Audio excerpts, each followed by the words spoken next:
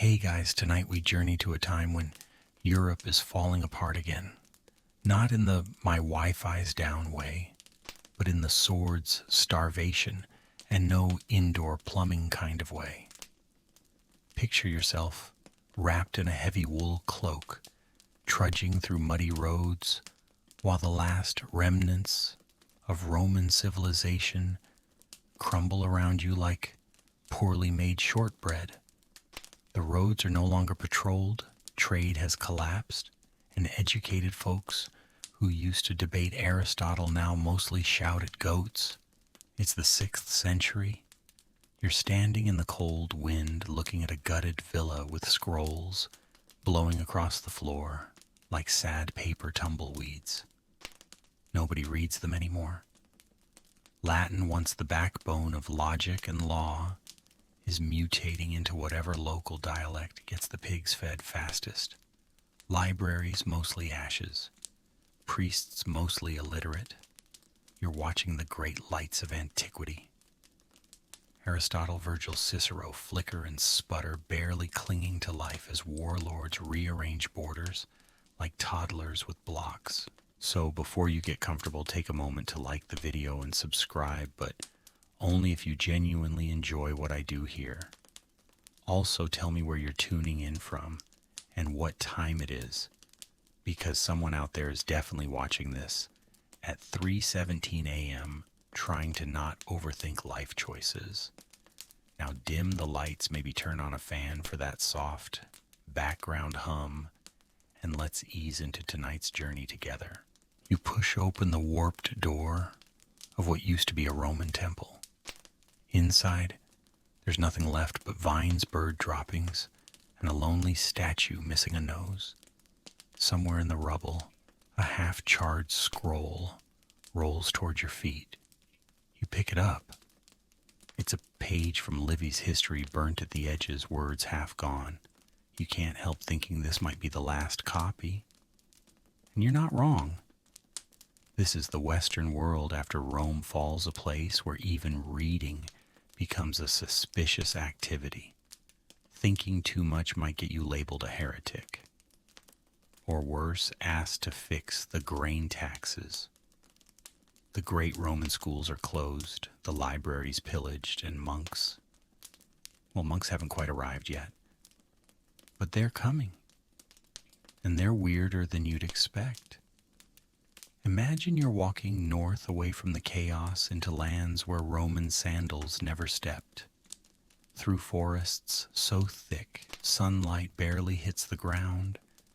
Through marshes, hills, and relentless rain, until finally you reach the edge of the world, Ireland. To most of Europe, this is the middle of nowhere. But in the strangest twist, this soggy island will become the safe deposit box of ancient thought. Why? Because it's too remote to conquer and too poor to bother. It also helps that the locals are already obsessed with poetry and riddles and talking in metaphors that no one fully understands. On this wild island, Christianity finds a new expression. Not the shiny, empire-endorsed Roman Christianity. No, this version involves hermits living in beehive huts, fasting for days in the rain, and occasionally yelling prayers at birds. But it's sincere, and more importantly, it's literate. You make your way through a bog and up a hill, and there it is, a monastery. Tiny, maybe 6 huts and a crude stone church. Smoke curls from one thatched roof. Inside, men in rough wool robes kneel over parchment, their breath fogging the air as they write. One scratches away with a quill, copying Virgil. Another murmurs in Latin while warming his ink. The Romans may have invented the book, but here the Irish monks are giving it a second life. Slowly, painfully, but deliberately.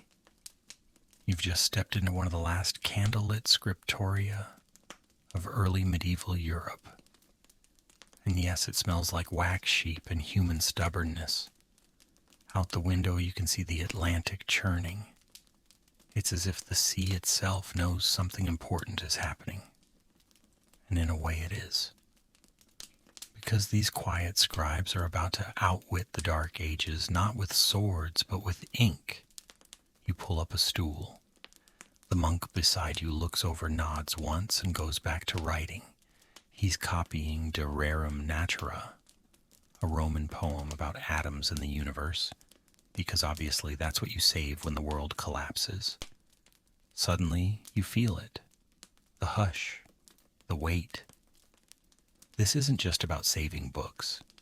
It's about saving ways of seeing, thinking, dreaming. It's about keeping light alive in the darkest of times. And you, fortunate traveler, have arrived just as that quiet miracle begins. The rain never truly stops here. It simply shifts, sometimes falling vertically, sometimes sideways, sometimes in a gentle mist that creeps into your bones. You step outside the monk's cell and immediately regret it. Your robe, coarse and scratchy, begins to sag under the weight of the drizzle. But there's no avoiding it. You pull the hood lower over your brow and march forward, your sandals squelching through the damp grass. The scriptorium awaits. The building isn't large, but it looms. Thick stone walls, narrow slitted windows, and a low roof that barely keeps the water out. You push open the wooden door and step inside. The smell hits you first, old wax, damp parchment sheep, tallow and ink. Then the silence. A thick, devotional hush wraps around you like another robe. Inside, half a dozen monks sit hunched at wooden desks, each one cloaked in shadows and candlelight like ghosts caught mid-prayer. They don't look up. They don't have time. Every second counts. You quietly step over to a desk and peer over one monk's shoulder. His hands are speckled with ink, the tips of his fingers stained black and blue. In his right hand, a quill cut from a goose feather, meticulously sharpened. In his left, the edge of the parchment held steady. He's copying a manuscript slowly but precisely, letter by letter. Latin text flows across the page in tight, meticulous rows.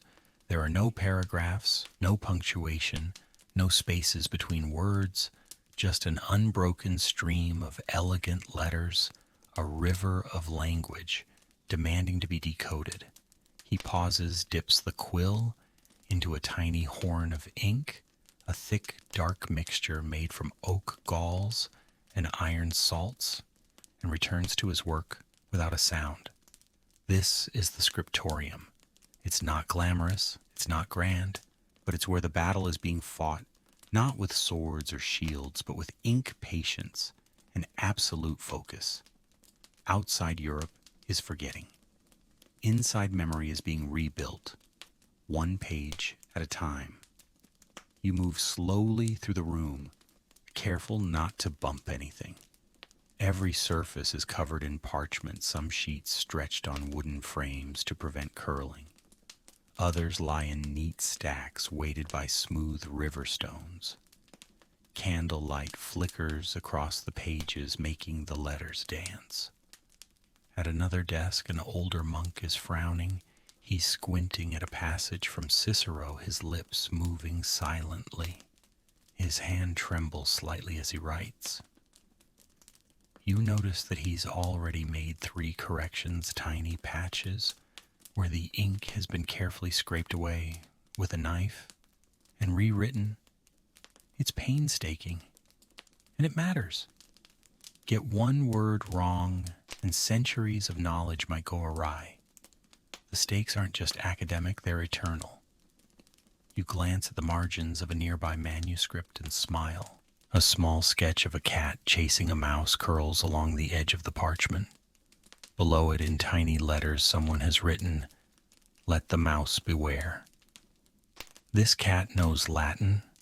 The monks might be ascetics, but they still have a sense of humor, and perhaps a touch of cabin fever. The tools of the trade are scattered around the desks: quills, knives, rulers, compasses, bits of pumice stone for smoothing rough pages. Nothing is mass-produced. Everything must be made by hand. Even the ink has a recipe passed down and closely guarded. Iron salts, oak galls, a dash of vinegar boiled, stirred, strained. It's temperamental. Too thin and it fades. Too thick and it clogs the quill. You learn by ruining pages, many, many pages. A novice monk, barely out of adolescence, stumbles in, carrying a bundle of vellum-treated calfskin, scraped smooth and pale as moonlight. He looks overwhelmed. Probably because vellum isn't cheap. Each sheet represents days of labor, and more disturbingly, one very unfortunate calf. You feel a strange mix of awe and discomfort as you watch the boy carefully distribute the sheets to the desks. One of the elder monks inspects the pages like a jeweler judging diamonds. There's no rush here, but there is urgency. They know what's at stake. These aren't just books, they're bridges.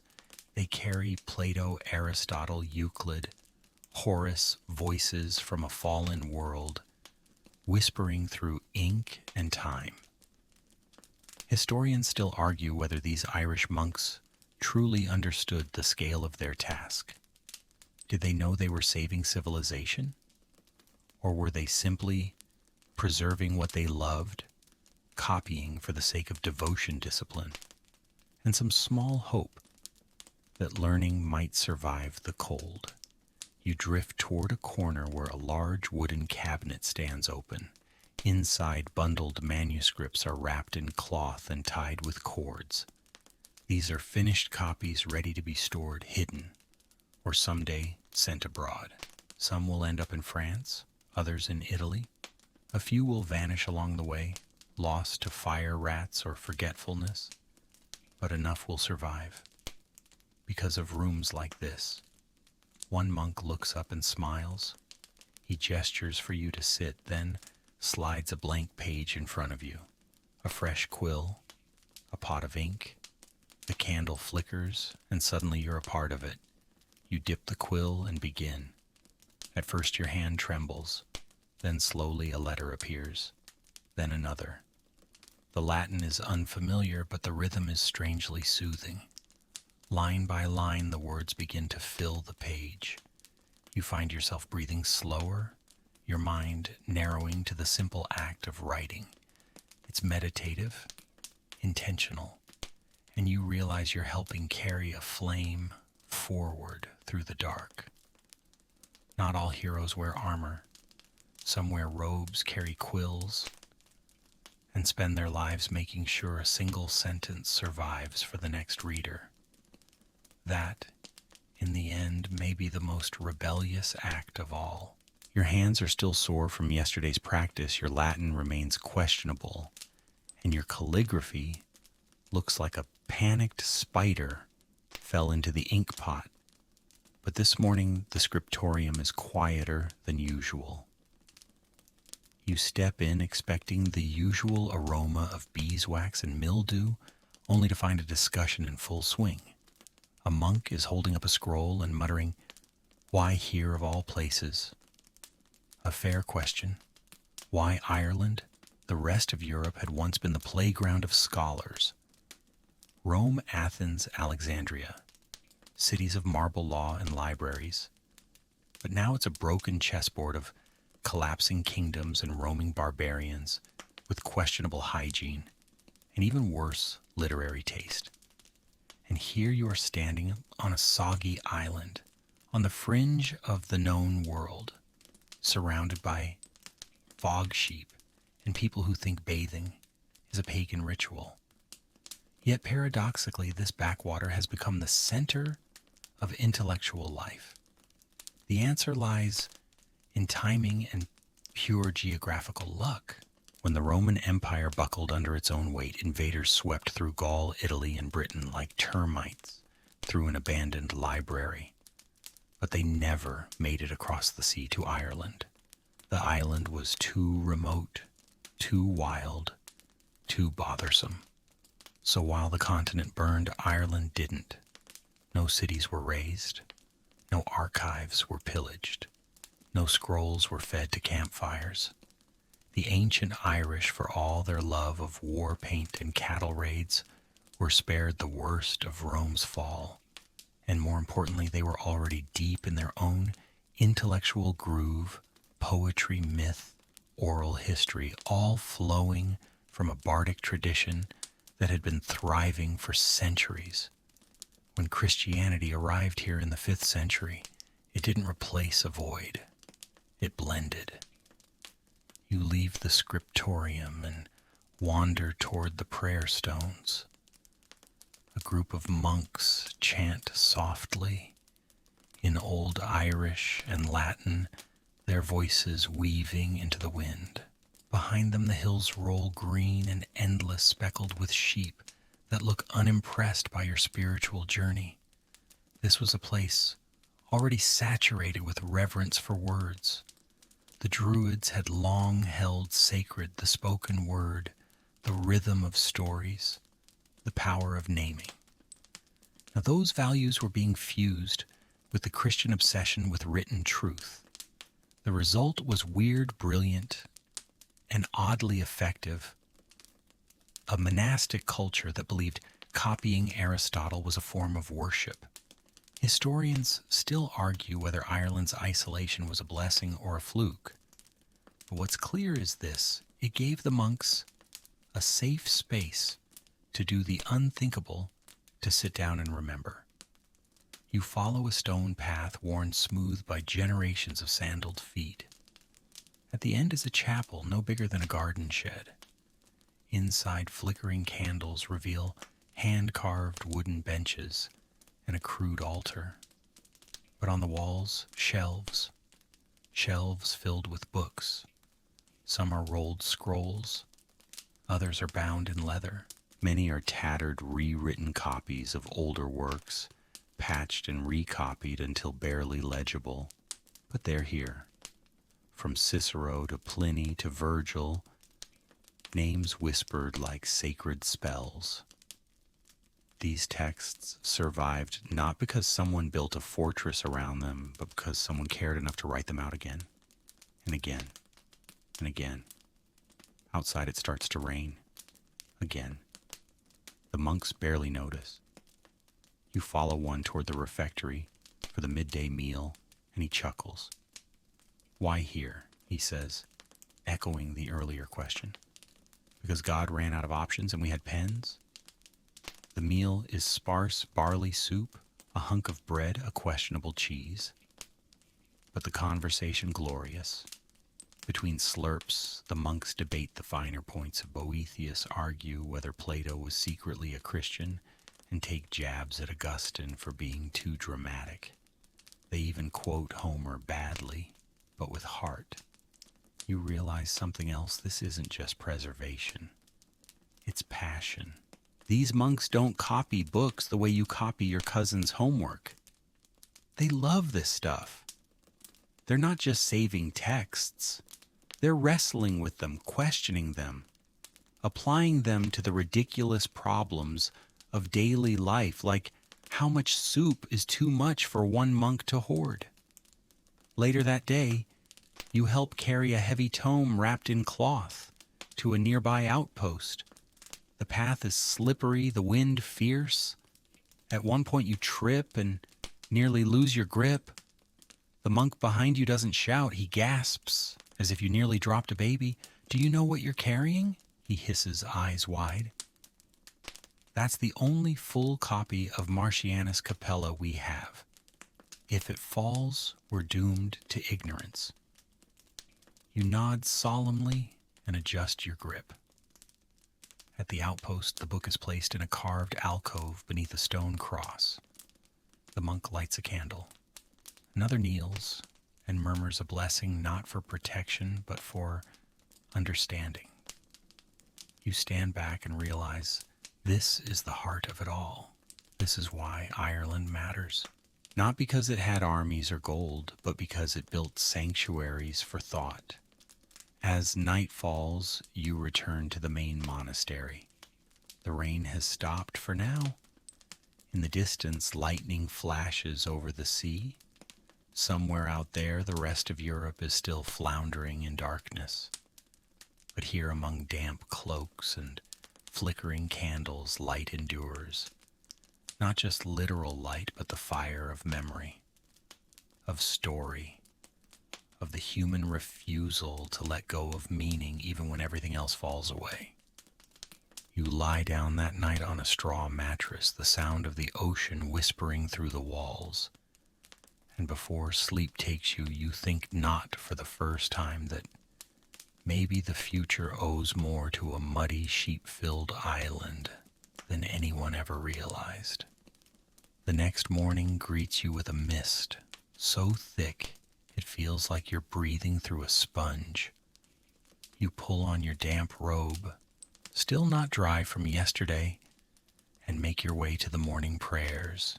The stone chapel is silent, except for the soft chants echoing off its walls. But your thoughts wander. You keep turning over the odd cocktail that is this Irish monastery, a place where pagan traditions didn't vanish. They simply got baptized. Before Christianity set foot on Irish soil, the Druids ruled the mindscape of the island. They weren't priests in the modern sense.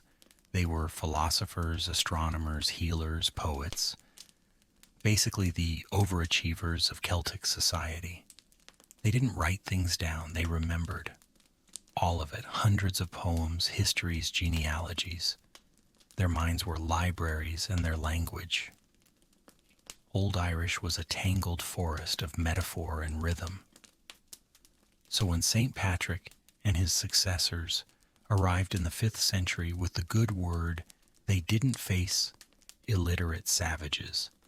They faced a culture obsessed with language memory and spiritual nuance. And instead of clashing, something astonishing happened. The two systems shook hands. Christianity adopted Irish fervor, and the Irish adopted Christianity's ink and parchment. You wander into the library hut and flip through a manuscript. On one page, a passage from the Psalms. On the next, an Irish myth written in Latin script. The scribe didn't even bother changing ink colors. He just moved from sacred to secular without missing a beat. It's this syncretism, this divine mashup, that gives Irish Christianity its flavor. You'll find monks fasting in caves, but also quoting Ovid. Saints who preach the gospel in one sentence and curse a wolf into submission in the next. These weren't contradictions, they were conversations. One scroll you examine starts with a Latin prayer, then abruptly includes a note about a nearby stream being haunted by a talking salmon. The margins include a warning: avoid fishing here. Not worth the trouble. You look up expecting someone to laugh. But the monk across from you just nods. That salmon was a menace, he says, completely serious. Historians still debate how much of the old Druidic tradition truly survived within monastic life, or whether it was merely a ghost echoing through the hills. But what's certain is this: the Irish monks didn't erase the past. They invited it in, gave it tea, and asked if it wanted to help copy Aristotle. In the afternoon, you accompany a monk to a holy well nearby. It's said to have been a Druidic site long before St. Bridget made it hers. The path winds through brambles and buzzing flies, but the air is sweet with the scent of wet earth and mint.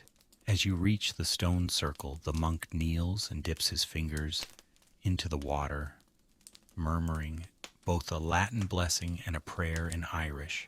He does it all with the smoothness of someone who's done this 1,000 times and never questioned why he's blending two faith systems. Bridget was a goddess once, he says casually. Now she's a saint. Makes pilgrimages easier.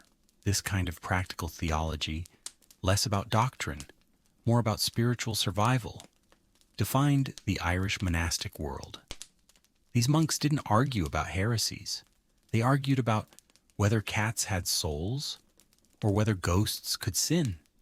You pass a small chapel where a carved stone shows St. Patrick banishing serpents with one hand and holding a book in the other. Underneath, someone scratched, also chased away bad poetry. Back at the monastery, evening falls. The wind picks up rattling shutters and blowing out a few candles. You join the monks for supper. Lentils, flatbread, and another round of theological hot takes. Brother Connell insists that Plato might have been a secret prophet. Brother Ruidri counters that Plato couldn't have been a prophet if he wore sandals in the snow. This devolves into an impromptu discussion about Greek footwear and divine fashion standards. You sip warm mead and smile. It's odd, charming, and deeply human. Here, learning isn't sterile, it's alive. Tangled in myth, rooted in ritual, and sometimes drunk on homemade honey wine. Later that night, you return to the scriptorium. A few monks are still working, lit by a dim row of oil lamps.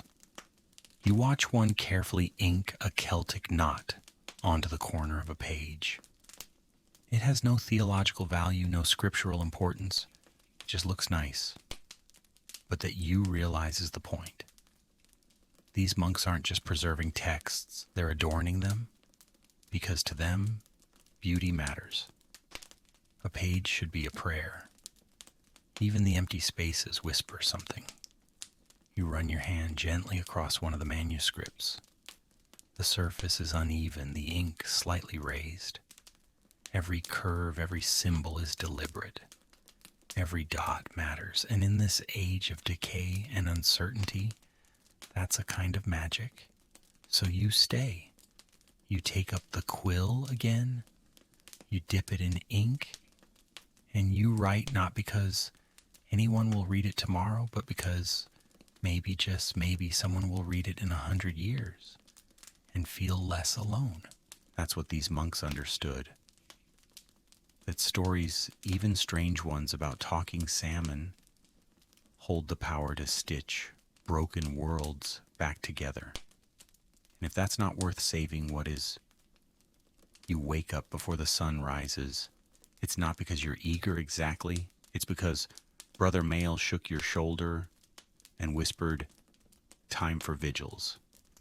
You sit up groggily, rub your eyes, and briefly consider pretending to be dead. But he's already handed you a tallow candle and is halfway out the door. It's still pitch dark. The wind howls like a banshee on a mission. You follow a line of shuffling robes into the chapel, where 6 monks kneel in silence. No one speaks. The air is thick with incense and sleep. The first bell rings. Chanting begins. Low, rhythmic, barely above a whisper. You have no idea what they're saying, but it doesn't matter. It isn't about understanding. It's about being there. Showing up, doing the thing. You wonder how many mornings like this these men have endured. 1,000, 2,000. They don't look tired, they look accustomed. And it's here in this pre-dawn trance that you begin to understand how they managed to copy thousands of books, by hand, by living like clocks. A bell rings again. That means time for Lectio Divina spiritual reading. You return to the scriptorium now, just beginning to glow with the first hints of daylight. The candles are still lit, but their light is losing the fight against the slow blue rise of dawn. A few monks are already at their desks, quills and hand eyes glazed with focus. Their schedule is brutal, and somehow it works. Each monk follows the same pattern every day, broken into 8 canonical hours. Matins, lauds prime, terce, sext, nun vespers, and compline. It sounds like a list of obscure cheeses, but it's actually the monastic version of a time management app. Except instead of color-coded notifications, you get bells and possibly divine wrath. Here's a rough breakdown of their day. 2:00 a.m. wake for matins and vigils, begin prayers and hymns, regret all life choices. 3:30 a.m. short rest or continue copying manuscripts if you're the overachieving type. 6:00 a.m. prime, more prayers. Some light reading meaning Augustine, or maybe a soul-crushing Latin commentary. 8:00 a.m. breakfast, which consists of watery porridge and humility. 9:00 a.m. to noon, terse then work.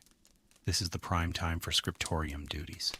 Ink flows, tempers flare silently. 12:00 p.m. sext, more prayers.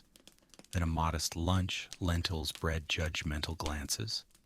2:00 p.m. none, followed by more manuscript work or garden chores, maybe goat wrangling if you're lucky. 5:00 p.m. vespers, evening prayers, gratitude, mild despair. 7:00 p.m. supper, possibly stew, probably not. 8:00 p.m. compline, night prayers, self-reflection, hopes of an afterlife. 9:00 p.m. sleep, briefly, until it all starts again. There are no weekends, no holidays, no just 5 more minutes. Monastic life is a slow grind, but one with purpose. The repetition doesn't dull them, it sharpens them. You return to your spot at the desk and watch Brother Finton as he recites his passage before copying it. It's a rule, say it aloud, to hear the shape of the words, then write it, then read it again, then write it again if necessary. The rhythm isn't just devotional, it's mnemonic. It's how you remember when your only backup drive is your own skull. You start copying a short psalm. The Latin feels stiff on your tongue, but the act of writing calms your racing thoughts. Each stroke of the quill slows time. The wind outside fades. Even the coughs and sniffles of nearby monks become part of the ambient noise, like the gentle creak of a ship at sea. One monk begins to hum under his breath some haunting Irish tune that probably predates Christianity by centuries. Another taps his foot softly against the stone floor, in rhythm with the quill strokes. It's not disruptive, it's organic. Like breathing. You glance down at your own parchment. You've only written 2 lines, but somehow an hour has passed. Welcome to monastic time, where minutes stretch and compress in curious ways. Your body aches, but your mind surprisingly still. Historians still argue whether this rigorous routine was purely spiritual or also strategic. Some claim it was about keeping idle hands busy to avoid sin. Others believe it was the only way to enforce discipline in a community where everyone owned the same scratchy robe and no one had Wi-Fi. Whatever the reason, it worked. These men, following the same schedule for decades, managed to copy entire libraries. They made multiple editions of the Bible, collected letters of the church fathers, and even preserved texts the church barely acknowledged, like pre-Christian poetry, classical philosophy, and obscure Roman treatises on vegetables. Yes, vegetables. You find a page halfway through a bound manuscript covered in fine script. It's a section on how to plant leeks in cold climates. Another monk sees you reading it and grins. That's Columella, he says. Roman agricultural treatise. Boring as sin. But someone had to write it, and someone has to read it. You nod respectfully. Leeks are important. Later in the afternoon, a gust of wind tears through the hallway and blows a stack of loose parchment into the air. Monks scatter like startled birds. One nearly tackles a flying leaf of Boethius. Another grabs a page of Pliny the Elder just before it lands in a chamber pot. You help gather the chaos and catch your breath. Brother Mile looks at the mess and mutters, "That's what we get for not chaining the texts." He's joking, but only barely. You sit down again as the candles are relit for evening. Your back hurts, your eyes sting. But as you dip your quill and begin again, something strange happens. You smile, because today you helped keep a sentence alive. You're learning things you never thought you'd care about, like how ink isn't just black liquid in a pot. It's a moody little monster that changes depending on the weather, the age of the gall nuts used, and how much Brother Aidan stirred it while half asleep. Today your job is to help make a fresh batch. Congratulations. You're officially an apprentice in monastic chemistry. You follow Brother Seamus to a hut that smells like fermented wood and burnt vinegar. He hands you a bag of shriveled oak galls, the lumpy growths found on trees where wasps have laid their eggs.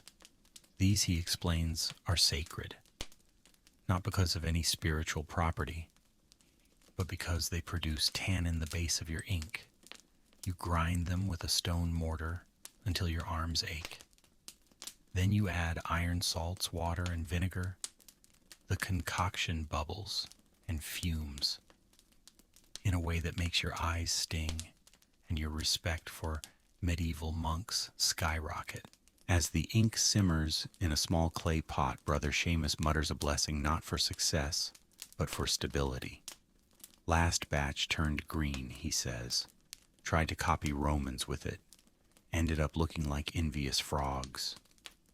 You stifle a laugh, but he's serious. The balance is delicate. Too much iron and the ink eats through parchment like acid. Too little and it fades in sunlight. You bottle the good stuff in carved bone vials and return proudly to the scriptorium, cradling your potion like a newborn.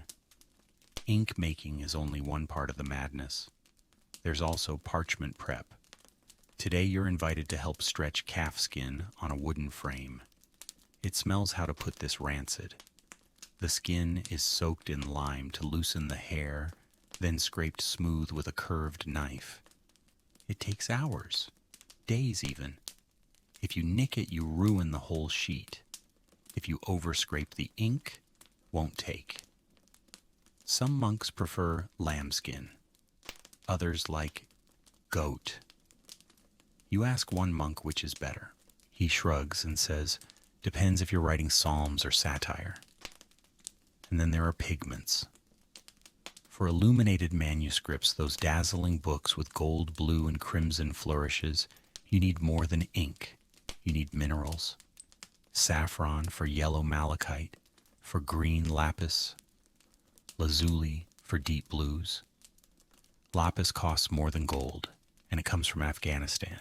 How it ended up here on a soggy rock off the coast of Europe is one of history's quieter miracles. You sit at the illumination bench and watch Brother Cicero paint the corner of a page. He dips his brush into a tiny shell holding crushed gold leaf mixed with egg white. With one impossibly smooth stroke, he adds a halo around a saint's head. Then he leans back and sighs. That's the 6th time I've redone his nose, he says. One more, and he becomes a bishop by default. You glance at the page. The saint does look slightly cross-eyed, but the surrounding knots, animals, and spirals are mesmerizing. These aren't decorations. They're devotions. Every twist in the pattern, every animal tucked into a margin, is a prayer shaped by color and time. You ask why they bother making them so ornate.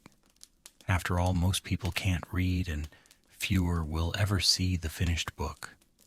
Brother Sheeran pauses, then says, because God notices.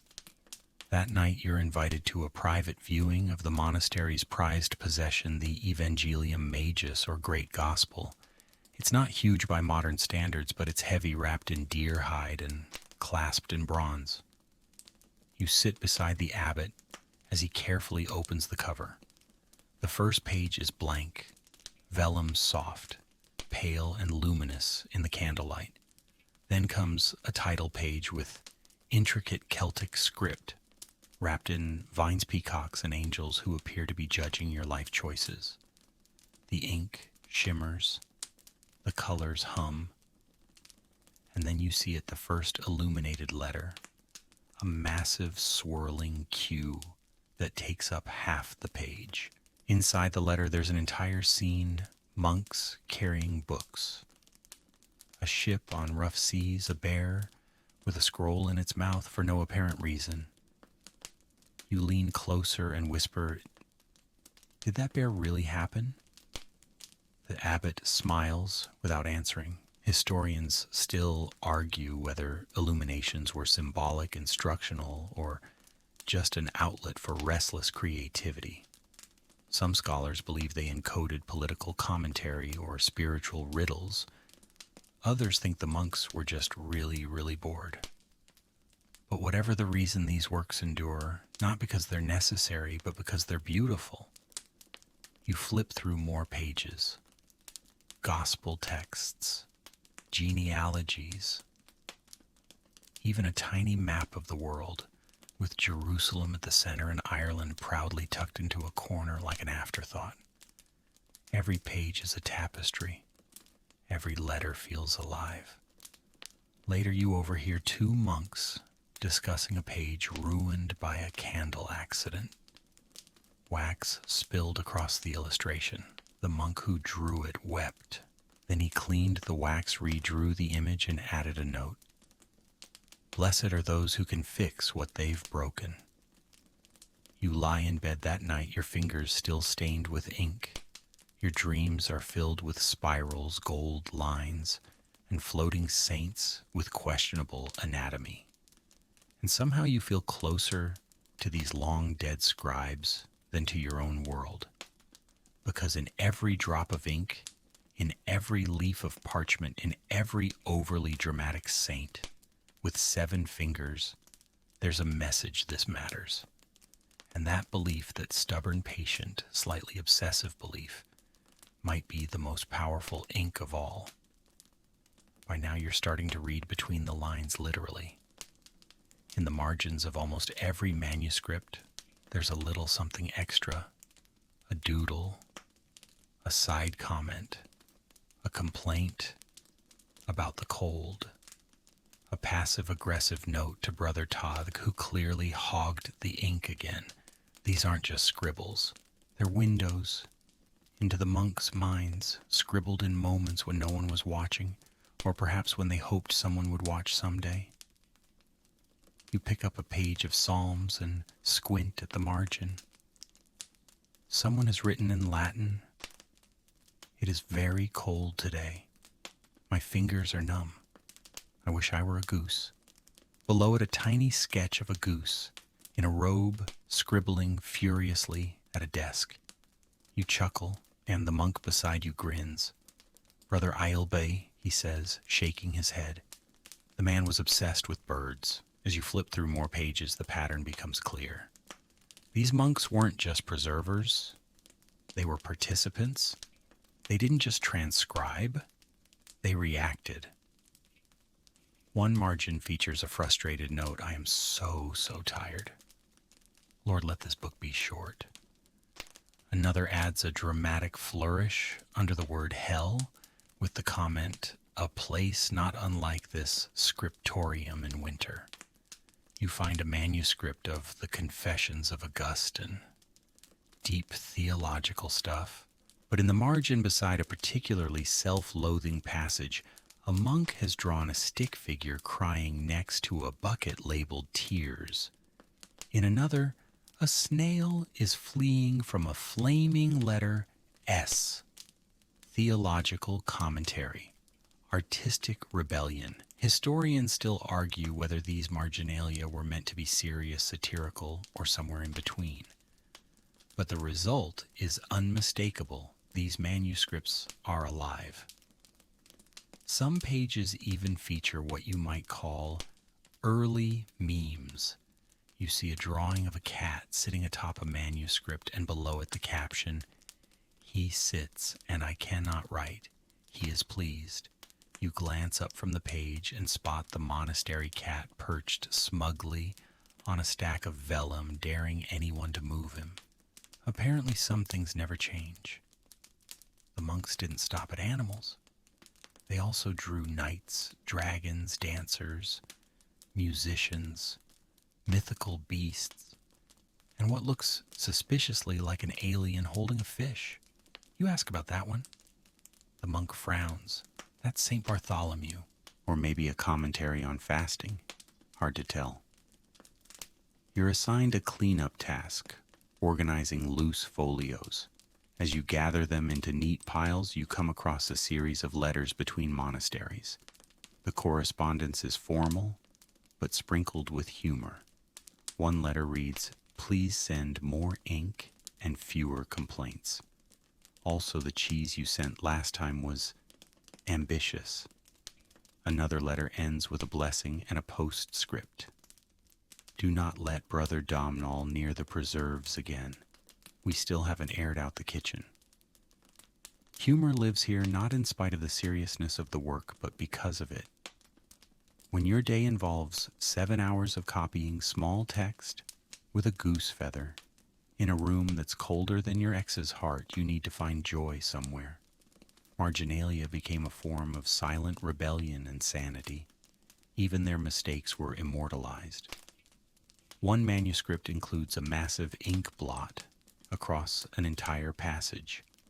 The scribe simply wrote underneath, "This blot is the work of the devil.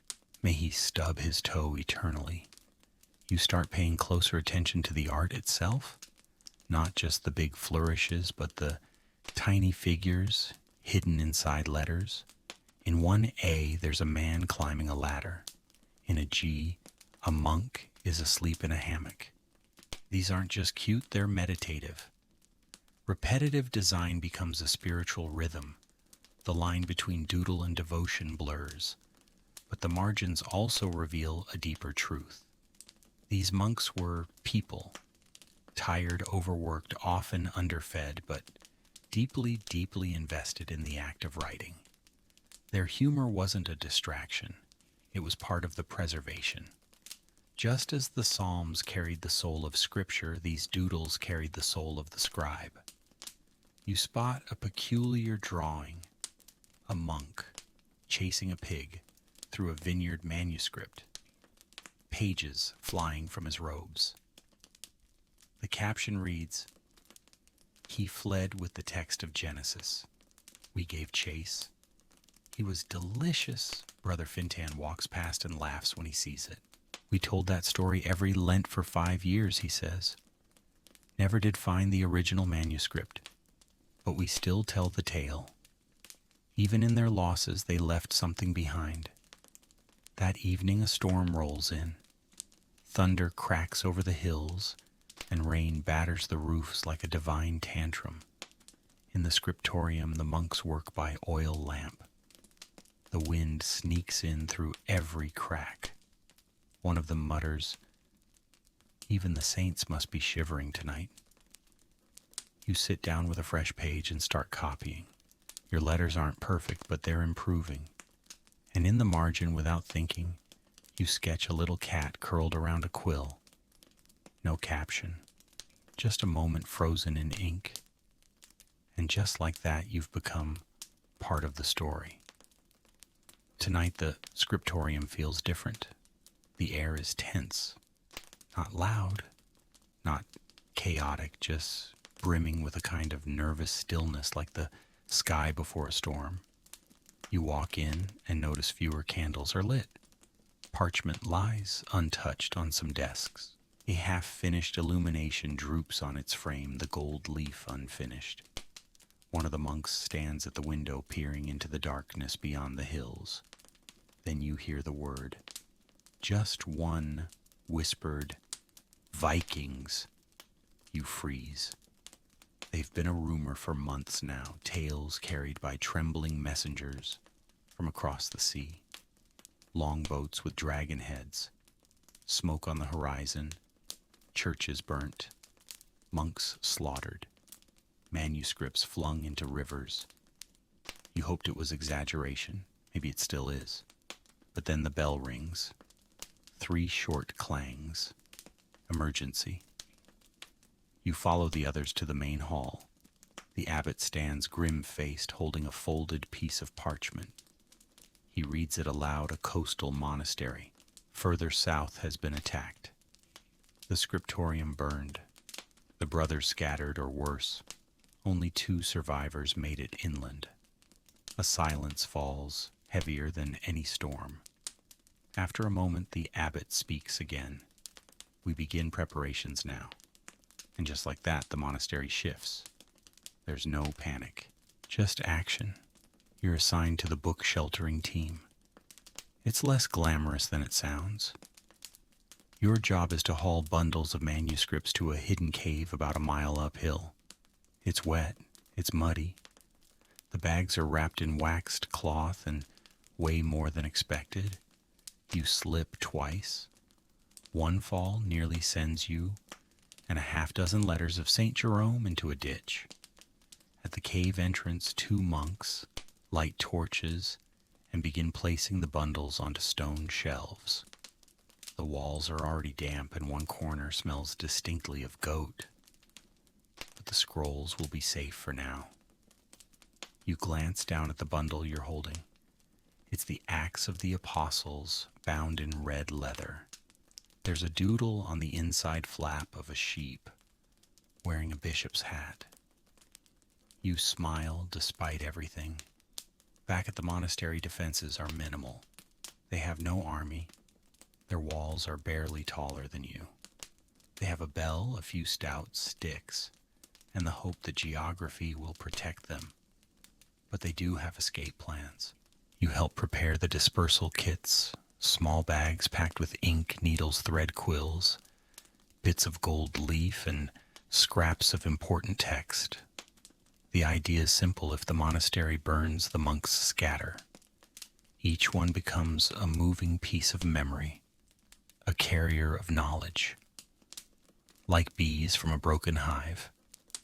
Historians still argue whether these evacuation protocols were developed independently or shared among monasteries through secretive letters.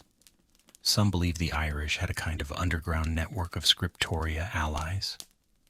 Others think they simply learned the hard way, one raid at a time. As night falls, you're too wired to sleep.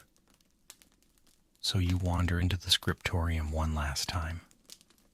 It's quieter than usual. A few monks still work, but now every movement carries urgency. The scratch of quills is faster. The prayers whispered between pages are sharper, tighter, almost defiant. Brother Aidan is finishing a copy of the Gospel of Mark. He blows gently on the final line to dry the ink, then rolls the scroll and ties it shut. "I'm not dying with this on my desk," he mutters. The abbot walks past with a stack of folios tucked under his arm and stops to study a page on your desk. It's your best work yet, clean lines, steady hand, no ink blotches. He nods once and says, "Good. Make 2 copies." You nod, already reaching for another sheet, and then the fear becomes real. It starts as a low hum carried on the wind. Then the dogs bark. Then the bell. One long droning note incoming. Panic no. Just speed. Monks dart through halls, grabbing bundles, blowing out candles, securing doors. You grab the emergency scroll satchel and follow the others out the back path through the trees and toward the hills. The cave is your destination. That's where the books will wait out the storm. Halfway up, you look back. The monastery is faint in the moonlight, its roof, its chapel, the little window of the scriptorium. You whisper a quiet plea that it survives. You reach the cave stack, the manuscripts, and then sit. No one speaks. The wind howls through the stones. Somewhere in the distance there's fire, a faint orange glow. But you're here. The scrolls are here. Something has survived. Hours pass. Then dawn. The abbot returns from a scouting party. The news is better than expected. The raiders turned north. The monastery was spared for now. But this isn't over. It won't be the last time. And so the routine resumes. Quietly. Carefully. You descend the hill with the others, each step slower than the last. The monastery is still standing, but it feels different now, like an old man who just outran death. You step into the scriptorium and notice a new message pinned above the door. It's in Latin. It reads, "Write as if the fire is already coming," and suddenly you understand. This isn't a monastery, it's a lifeboat. Floating on a sea of ignorance raiders, storms, and time. And your job, your real job, is to keep it afloat just long enough for someone else to find it. Even if you never meet them, even if they never know your name. The days after the near raid feel brittle, as if the monastery is a glass dome balanced on the edge of a table. Every sound wind in the trees, distant thunder, the creak of old wood draws glances. Yet the work doesn't stop. If anything, it intensifies. You're back in the scriptorium this time, assigned to help with transcribing a commentary on Aristotle. It's dense. Your Latin is barely keeping up. The script is tiny, the margins tighter than ever. But your fingers move with more purpose now. There's no guarantee this won't be the last time anyone reads these words in 100 years. That urgency you notice has been fueling the monks for generations. After lunch, another glorious bowl of something beige, you're summoned by Brother Ronan to help prepare the next book run. This isn't just a delivery, it's a pilgrimage. You're going to carry copies across the sea. The Irish monks weren't content to just save texts. No, they had the audacity to share them. Once safe in their scriptoriums, they began what you could call one of the slowest, wettest, most determined literary outreach programs in history.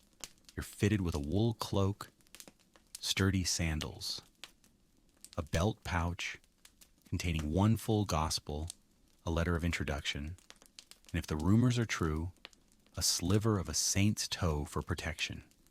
You don't ask. The plan is to walk from this monastery to a port on the western coast, join a group heading to Brittany, and from there make your way into Francia. Your mission, deliver a copy of Boethius's Consolation of Philosophy to a Benedictine abbey near Tours. Sounds simple. It is not. The first leg of the journey is along muddy trails carved by hooves, not boots. You slip, you curse, you apologize to the saint's toe.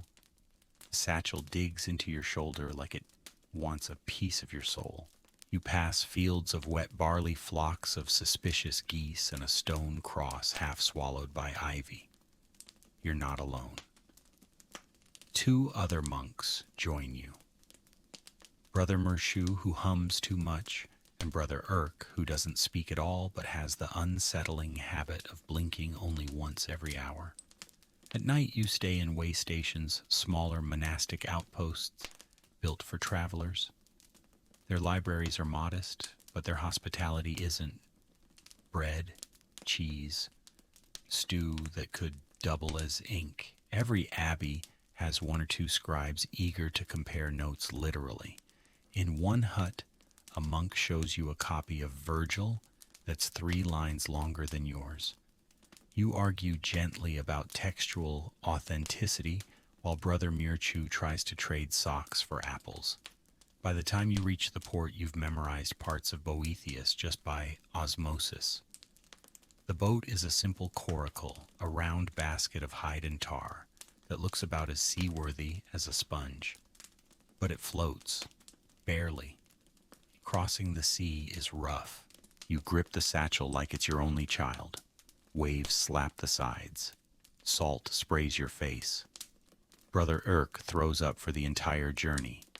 Mirshu sings about whales, then stops abruptly and points. On the horizon land, France, or more precisely the land formerly known as Gaul, now a jigsaw of small kingdoms and tribal skirmishes. But there are safe zones. Monasteries linked by letters, common prayers, and the growing cult of the book. When you arrive, it's raining. Of course, you trek inland. The roads are better, thank the Romans, but the risk of bandits looms. You pass through towns where no one speaks Latin and the local dialect sounds like angry birds arguing over taxes. But the monks of Ireland have a reputation. In most places, when you say scriptor, ex hibernia, doors open, bread is offered.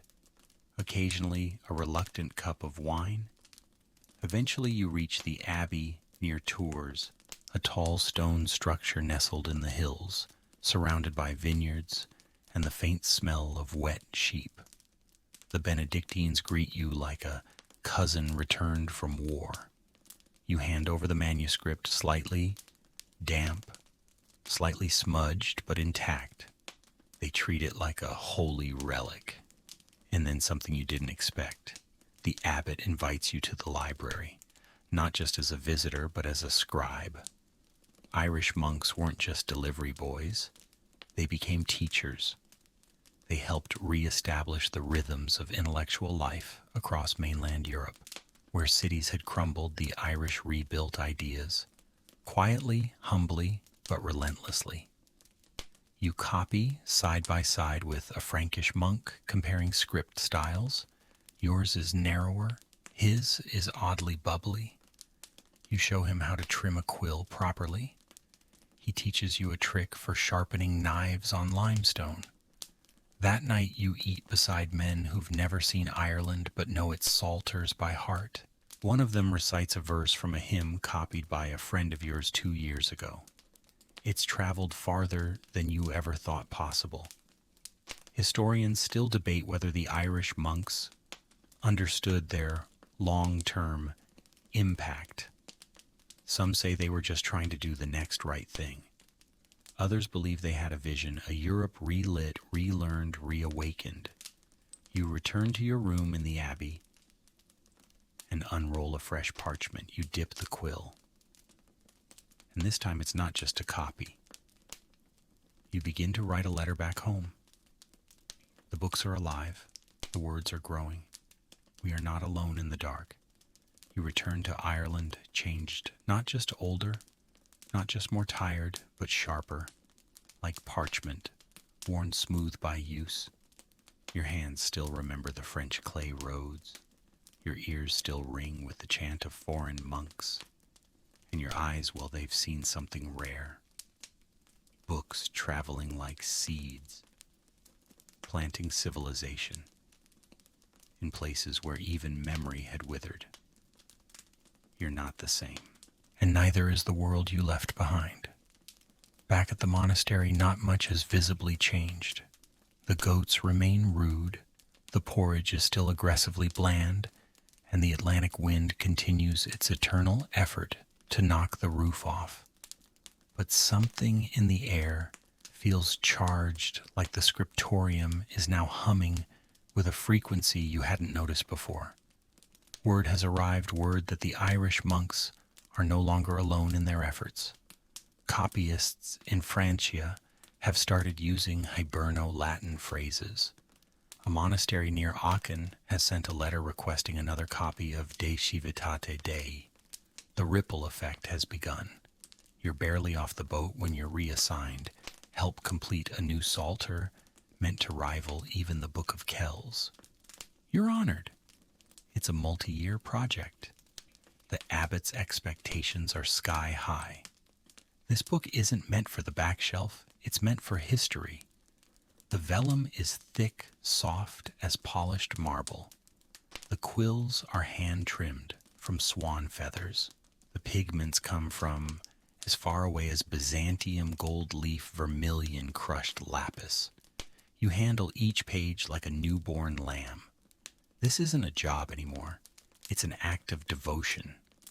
You're paired with Brother Concho Bar, a man famous for spending 3 weeks illuminating the letter B, because in his words it must contain all of creation.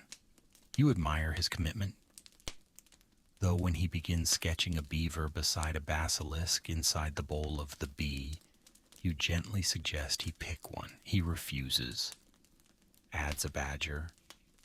Illumination is a strange process. It requires silence, imagination, and a high tolerance for eye strain. You mix colors with egg white and breathe carefully so the gold leaf doesn't blow away. Sometimes you fall asleep mid-stroke and wake with a red streak across your chin. No one mocks you. They've all been there. The days begin to blur into each other. Work, prayer, bread, illumination. But you notice something: the younger monks are paying attention. They gather around watching your technique. One of them mimics your lettering and does a fine job, better than you did your first year. You nod and he beams. This is how it spreads. Not through grand speeches, but through quiet imitation. One morning the monastery receives a visitor, a nobleman no less. He arrives on horseback, flanked by retainers dripping with rain and importance. At first you assume he's lost, but no. He's come with a request, a book. Not a blessing, not a relic, a book. Specifically, he wants a copy of Virgil. This is unheard of. A warrior asking for poetry. But he explains his chaplain read a fragment and he was moved in ways the sword could not manage. He offers payment gold, a horse, 3 bolts of silk. You accept the horse. The book is given as a gift. You watch as the nobleman holds it like it's a sleeping child. He bows, he leaves, and suddenly it hits you. He came for a book. Later that evening, the abbot calls you into his study. You think you're in trouble, possibly for the sketch you made of Brother Male snoring during prayers. But no, he rolls out a map. Handmade rough, drawn on stretched lambskin. It shows every monastery the Irish have reached. Francia, northern Italy, the Low Countries, even rumors of scribes reaching the outer edge of the Slavic lands. Thin lines connect them all like veins in a living thing. We are not many, he says, but we are enough, for now. Historians still debate whether this movement was accidental or strategic. Did Irish monks set out to lead Europe into a new dawn, or were they simply walking toward the next place that needed a library? The answer may be both. Intention is a funny thing when viewed from 1,000 years away. In the coming weeks, you're tasked with training novices. They come from everywhere: York, Mainz, Toledo. Some are barefoot. Some barely speak Latin. One has brought a goat. You teach them the basics: how to cut quills, how to steady the parchment, how to chant while copying so the rhythm guides the letters. You find yourself saying things you didn't know you believed. The margin isn't empty, it's potential. A mistake is only a sin if you leave it uncorrected. Ink is memory in liquid form. They scribble your words down like scripture. You pretend not to be flattered. Some evenings you sit with Brother Kieran and share fragments you've discovered. He recites Greek poetry. You quote from a Roman farming manual about how to grow onions in northern soil. He laughs, says, "We'll need that if the goats eat the garden again." On feast days, the scriptorium hosts reading sections from finished books recited aloud. Psalms, Aesop, Tacitus. A monk reads a line from Pliny the Elder about stars, and a visiting abbot gasps. "I thought that line was lost," he says. Turns out your monastery had it tucked between 2 biographies of saints. Because why not? You return to your bench glowing. Your hands have blisters. Your eyes ache. Your back feels like it was stepped on by 3 donkeys and a judgmental camel. But you keep writing, not because you must, because you want to. Because somewhere, someday, someone may open this book and feel the echo of your breath in each letter. and that is enough. This morning you're woken not by the bell, but by the sound of squawking. Loud, angry squawking. You stumble out of your cell and find Brother Ruadri engaged in a deeply unproductive argument with a goose who has taken up residence inside the scriptorium. The goose refuses to leave. Ruadri, with his usual diplomatic finesse, yells in Latin. The goose hisses in fluent goose. Eventually they both walk away in opposite directions, furious. You shake your head smile and step into the scriptorium. The air is warm from the early fire, and the light is perfect, just dim enough to make the gold ink shimmer. Today's task is delicate binding. It's one thing to write a book. It's another to make sure it stays a book. In this monastery, book binding is an art. First, the folios groups of parchment pages are stacked in order. They're sewn together using thread made from sheep's gut, then clamped tightly between wooden boards. The boards are sanded smooth, then wrapped in leather, usually calf, occasionally pig. You never look at farm animals the same way again. Then come the clasps, small bits of metal, sometimes bronze, sometimes iron, fixed to the leather so the book stays shut. Because parchment swells and curls, with the weather a clasp is the only way to keep the words from escaping. One monk jokes that the books are like overcooked stew. They need to be tightly sealed or they'll go off. You're helping bind a copy of Jerome's letters today. It's been 6 months in the making. The leather squeaks as it's stretched. The glue made from boiled hooves and patience smells horrific. But when you press the final cover down, the room goes quiet. It's done. You run your fingers over the spine. It's heavier than you expect, somehow denser. You understand now why the monks call books portable cathedrals. This one holds not just knowledge, but structure, a framework for a world that is still learning how to read again. Binding complete, you assist Brother Lachna in a different task, copying a Roman legal code. He finds it tedious. All these rules about chickens and land borders, he mutters, as if laws ever stopped a greedy neighbor. But he copies them anyway because even boring laws are worth preserving. During lunch, word spreads of a traveling scribe from Lindisfarne arriving tomorrow. There's excitement in the air. Monks gossip with unusual energy, debating whether the visitor will bring new texts or more thrillingly new scripts. Script styles are like accents, regional, expressive, and fiercely defended. The idea of borrowing a new flourish for the letter G sends Brother Conchabar into an artistic spiral.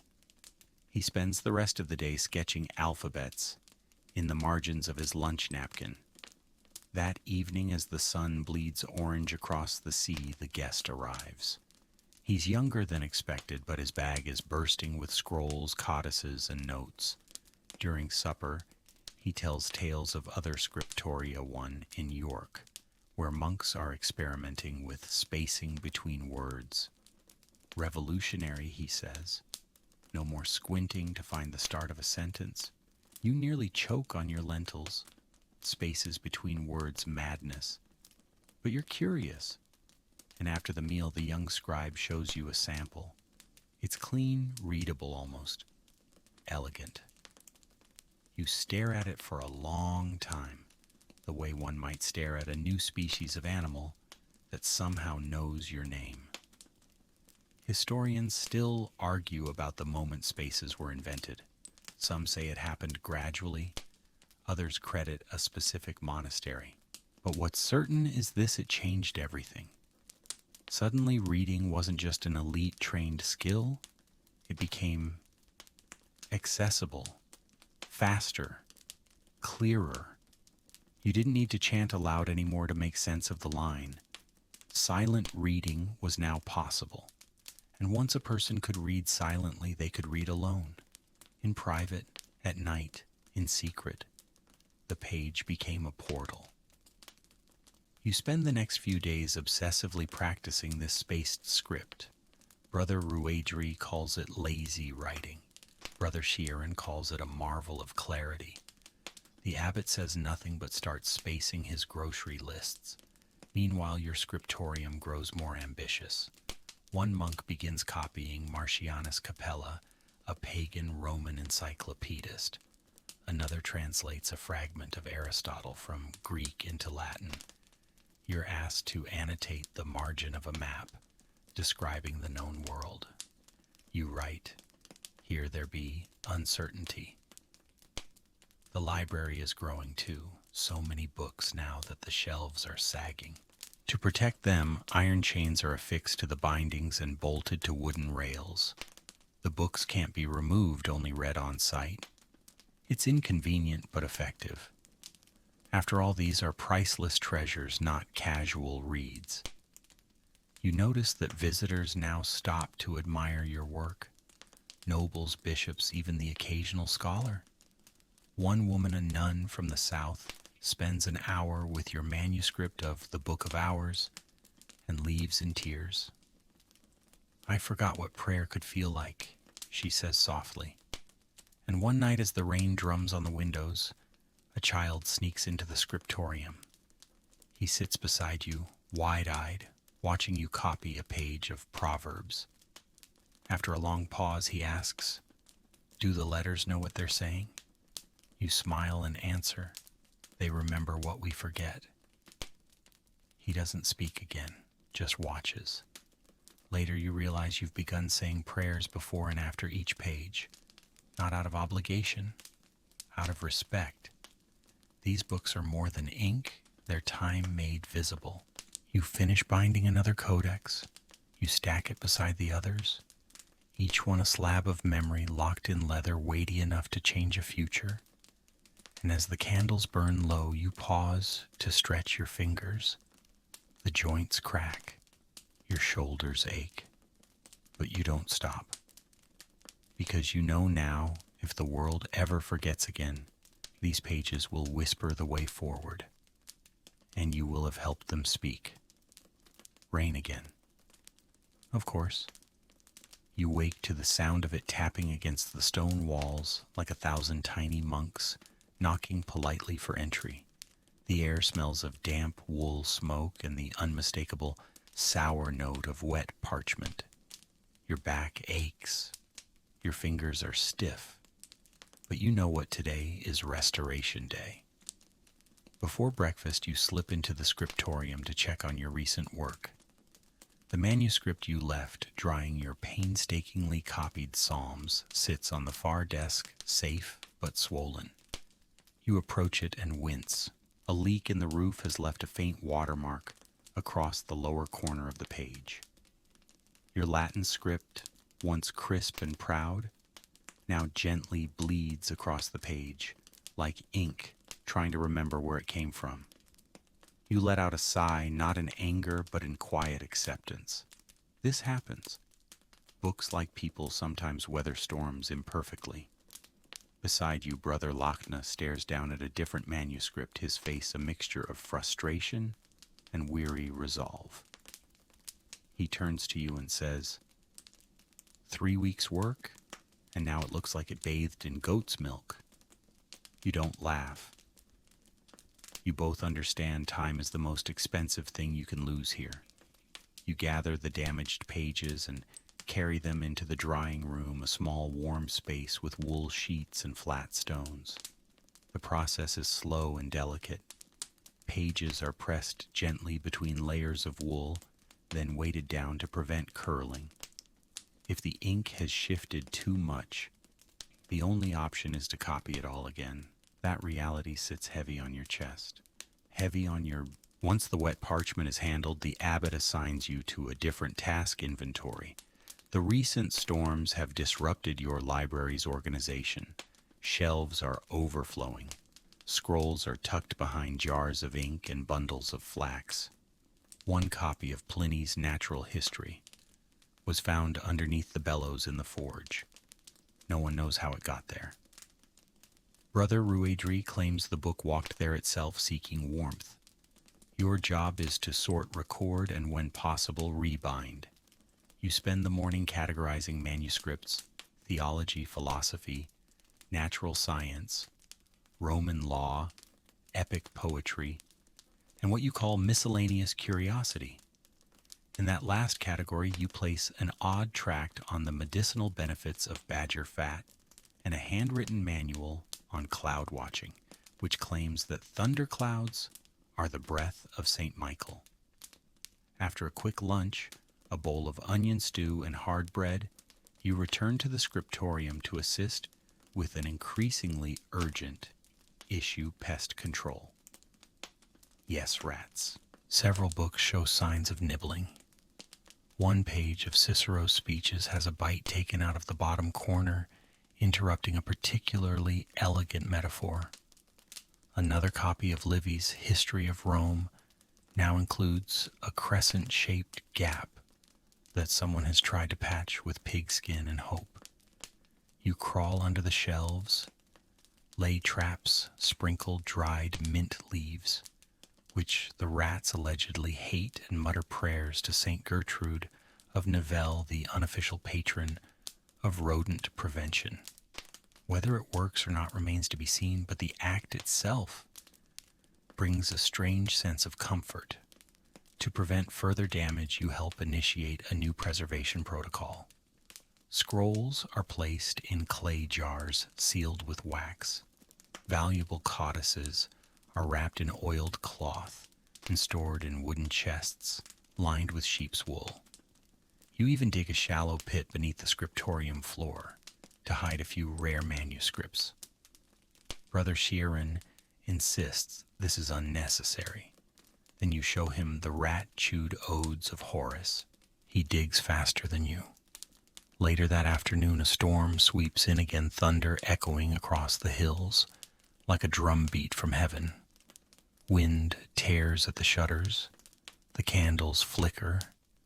You and the others double-check the roof beams, seal the windows with waxed linen, and pull every book off the lower shelves. It's exhausting work, but it feels like holding back the tide with your bare hands. Every drop of rain is a threat. Every gust of wind carries the possibility of loss. Historians still argue about how many ancient texts were lost to neglect versus war versus weather. But you know this much firsthand: it doesn't take a sword to destroy a library. Sometimes all it takes is a single crack in the ceiling. As the storm rages, you take refuge in the library's newest edition, a narrow alcove designed specifically for storing oversized works. It's barely large enough for one person, but it's warm, dry, and lit by a single oil lamp. There you open a codex of commentaries on Aristotle and begin to read aloud to yourself. The words echo softly off the stone walls, mingling with the rumble of thunder outside. In this tiny sanctuary, the storm fades to a distant hum. You read line after line, tracing the margins where a previous monk had scribbled questions, definitions, and the occasional complaint. This sentence refuses to end. I think the author died mid-thought. Later that evening, once the wind has calmed and the rain has slowed to a drizzle, the community gathers in the refectory. The abbot stands and reads aloud a report: a neighboring monastery was struck by lightning. The chapel survived. The scriptorium did not. The silence that follows is complete. Then, without needing instruction, the monks rise. They return to their desks. They begin copying. No speeches, no mourning, just ink on parchment. That's how grief is processed here, through preservation, through refusal. You take up your own quill and begin again. Your hand is steady, your lines clean. Every word a quiet act of defiance against time chaos and memory's tendency to fade. Before you sleep that night, you pass the sealed jars hidden beneath the floor. You brush your fingers against the lid of one and whisper, "Stay safe." And then you lie down, knowing that if the rain returns tomorrow, and it will, you'll be ready. Because these books aren't just memory, they are resistance, they are hope. They are the stubborn belief that what we've learned is worth passing on. You wake to silence which is unusual. No wind, no clatter of hooves, no creaking shutters, just stillness. It's the kind of quiet that presses against your ears, as if the world itself is holding its breath. You rise, dress quickly, and step outside. The sky is heavy with clouds, but the ground is dry. It feels like a pause between storms, temporary, delicate. Today the monastery feels different. The scriptorium is full but hushed. There's a calm efficiency to the way the monks move. Quills dip, pages turn, parchment whispers under fingertips. And at the center of it all sits a visitor, a scholar from the court of Charlemagne. Yes, that Charlemagne. He's older than you expected, with a thick beard, calloused hands, and a cloak soaked from travel. He carries no sword, just a satchel filled with papers and questions. He speaks in a clear, low Latin and wastes no time with pleasantries. "I've come," he says, "to learn how you've done it." The abbot nods and gestures toward the shelves. The scholar walks slowly, fingers grazing the bindings, eyes wide. "You have more here," he murmurs, "than our entire royal collection." And it's true. The scholar explains that Charlemagne, in his dream to unify the fractious kingdoms of Europe, has realized something profound. Power requires knowledge. Not just force, not just law, but literacy, a shared language, a canon of texts. And someone has whispered to him that the Irish monks already possess what he seeks. That whisper, you realize, was not a rumor. It was a signal. And now the Carolingian Renaissance is knocking at your door. The scholar spends days with you observing your methods. He watches how you cut vellum, how you trim quills, how you recite aloud before writing. He asks about your ink, your margins, your spelling conventions. You show him the illuminated Gospels, the classical treatises, the dictionaries in progress. He marvels. It is not merely preservation, he says. It is refinement. In the evenings, he shares news from the continent. In Aachen, schools are being built. Clerics are being trained. Royal decrees are being written in clearer Latin. Monasteries are being founded along Roman roads. And at the heart of it all, books. The slow but steady copying of texts, once nearly lost to the dark. You ask him about the challenges. He nods solemnly. Resistance, of course. Some lords see no value in letters. Others fear what educated peasants might ask. But the emperor believes. He believes deeply. You can't help but smile. It's happening. The seeds planted by your order, one page at a time, are beginning to bear fruit across an empire. One afternoon, the scholar requests a demonstration. You and 2 others prepare a full start-to-finish display, selecting vellum-mixing ink, scripting the first lines of The Consolation of Philosophy. The process is deliberate, precise, reverent. When you finish the first page, the scholar is quiet for a long time. Then he says, "We will never match your patience." Brother Ruadri chuckles. It's not patience, it's stubbornness. Historians still argue whether Charlemagne's reforms would have succeeded without the Irish monastic network. Some say he would have built his schools regardless. Others insist that without the example set by these remote scriptoria, the very idea of rebuilding classical knowledge might never have taken root. What's certain is this: the monks of Ireland provided the model, a proof of concept, and now the empire is scaling it. The scholar leaves behind a gift parchment finely made, marked with the imperial seal. You'll use it for something important, perhaps a new edition of Augustine, or maybe the Greek fragments you've recently acquired. After he departs, the monastery feels both smaller and more significant. Your quiet routines, copying, binding, cataloging, are now echoed across the sea, multiplied by monks you've never met, working by candlelight in languages you may never speak. But you are connected. You begin to write letters, actual correspondence, not marginal notes or practice script. One to a scriptorium in Mainz, another to a group of monks in northern Spain. You ask what texts they're preserving. You share your catalog. You trade jokes, advice, and small sketches of cats. Because even in the age of Renaissance, some things are sacred. And then something unexpected. A new student arrives, not a monk, not even a man. A young woman, veiled, eyes sharp. She carries a letter from a convent far south. They request training, not just in reading, but in copying, in illumination, in organization. They've been doing what they can, but now they want to do more. They've heard the Irish know how. You're stunned. The abbot hesitates, and then he nods. You take the woman under your wing. She learns fast, faster than most. Her script is clean, elegant, fiercely precise. Her illuminations shimmer. One evening you catch her writing in Greek. She blushes. My father taught me, she says. He never thought it would be useful.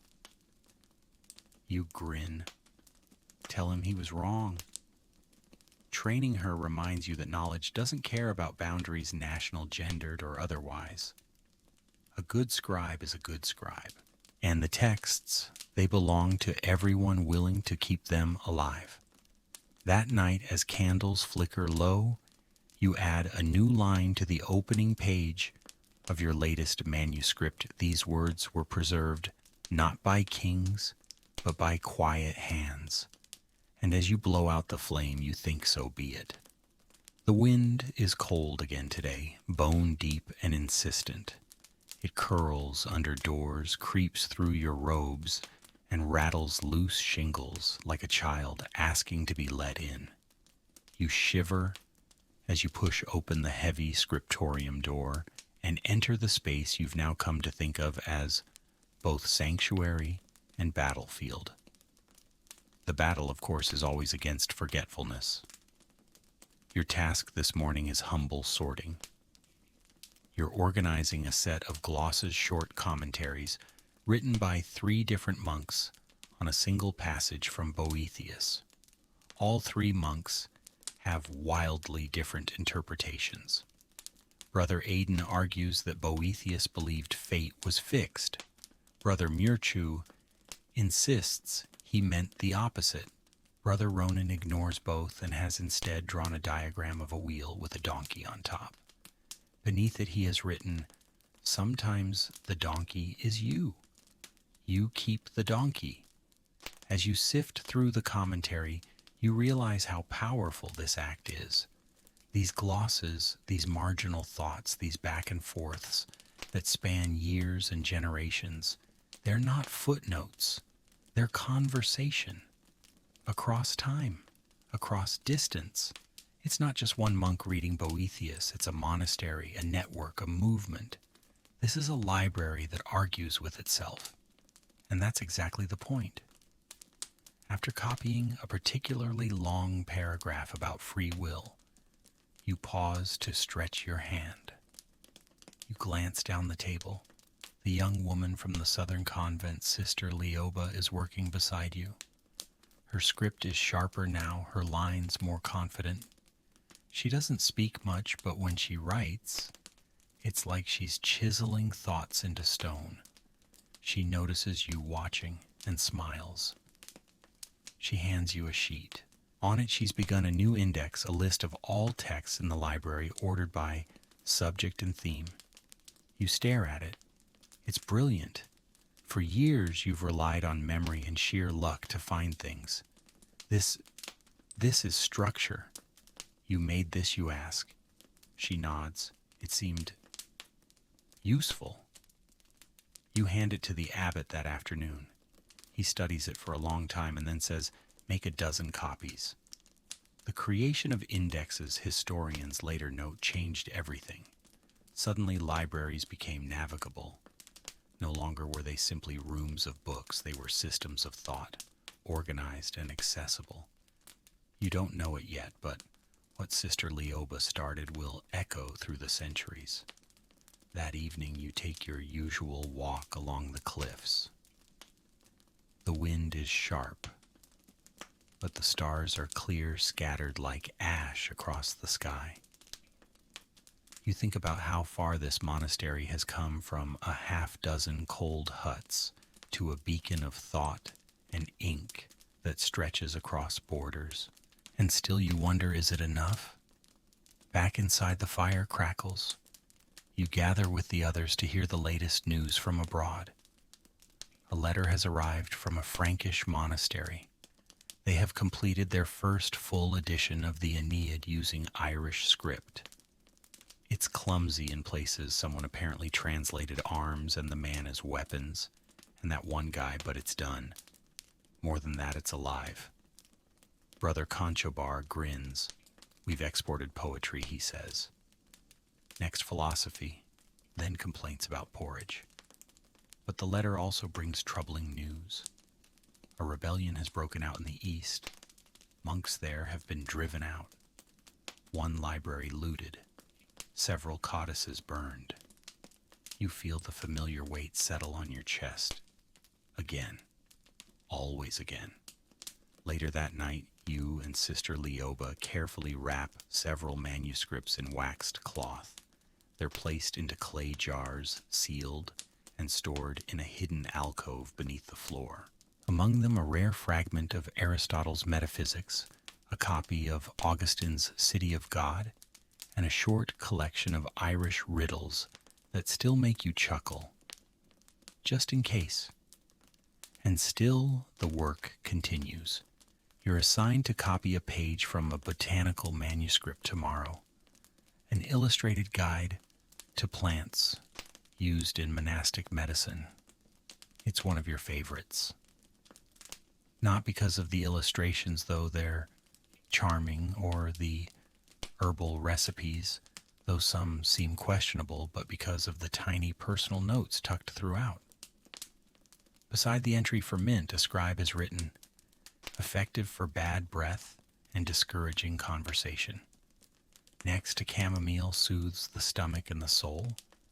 And next to garlic, useful for vampires, arguments, and stew. You smile. Again, the margins remind you these books aren't sterile. They breathe. Historians still debate whether such manuscripts were meant more for use or for beauty, but you know it's both. Knowledge isn't just information, it's presence. These pages carry laughter, questions, mistakes, corrections, and moments of brilliance. They're alive in ways ink alone can't explain. One evening after prayers, the abbot calls you aside. He shows you a scroll, worn and fragile. It's the monastery's first manuscript, the original rule, written in the early days by Brother Ailbe. The ink has faded. The Latin is clunky, but the spirit unmistakable. He says, I want you to copy this, not for use, but for memory. You nod. And that night by candlelight you begin. The opening line reads, we write because forgetting is easier. You pause, quill hovering. You've written thousands of lines, dozens of books, hundreds of pages. But this sentence is the clearest expression of your calling yet. You dip the quill and write. You've never seen a day so bright. The morning sunlight pours across the stone courtyard. like honey catching on the damp rooftops and illuminating every scratch and scrape on the old scriptorium doors. For once the wind is quiet, the sea is calm, and the world seems, for just a moment, grateful. Inside the scriptorium, the light makes everything shimmer.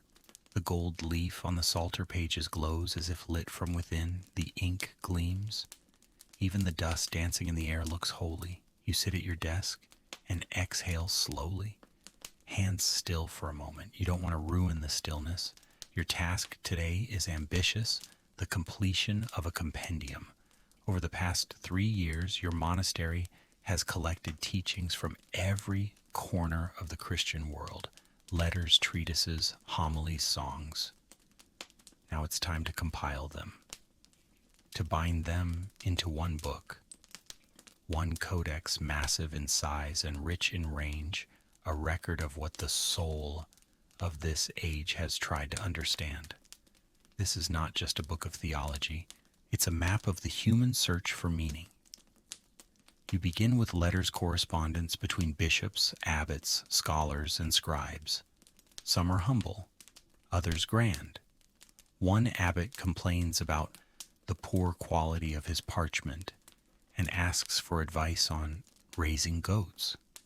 Another shares a hymn he composed after surviving a shipwreck.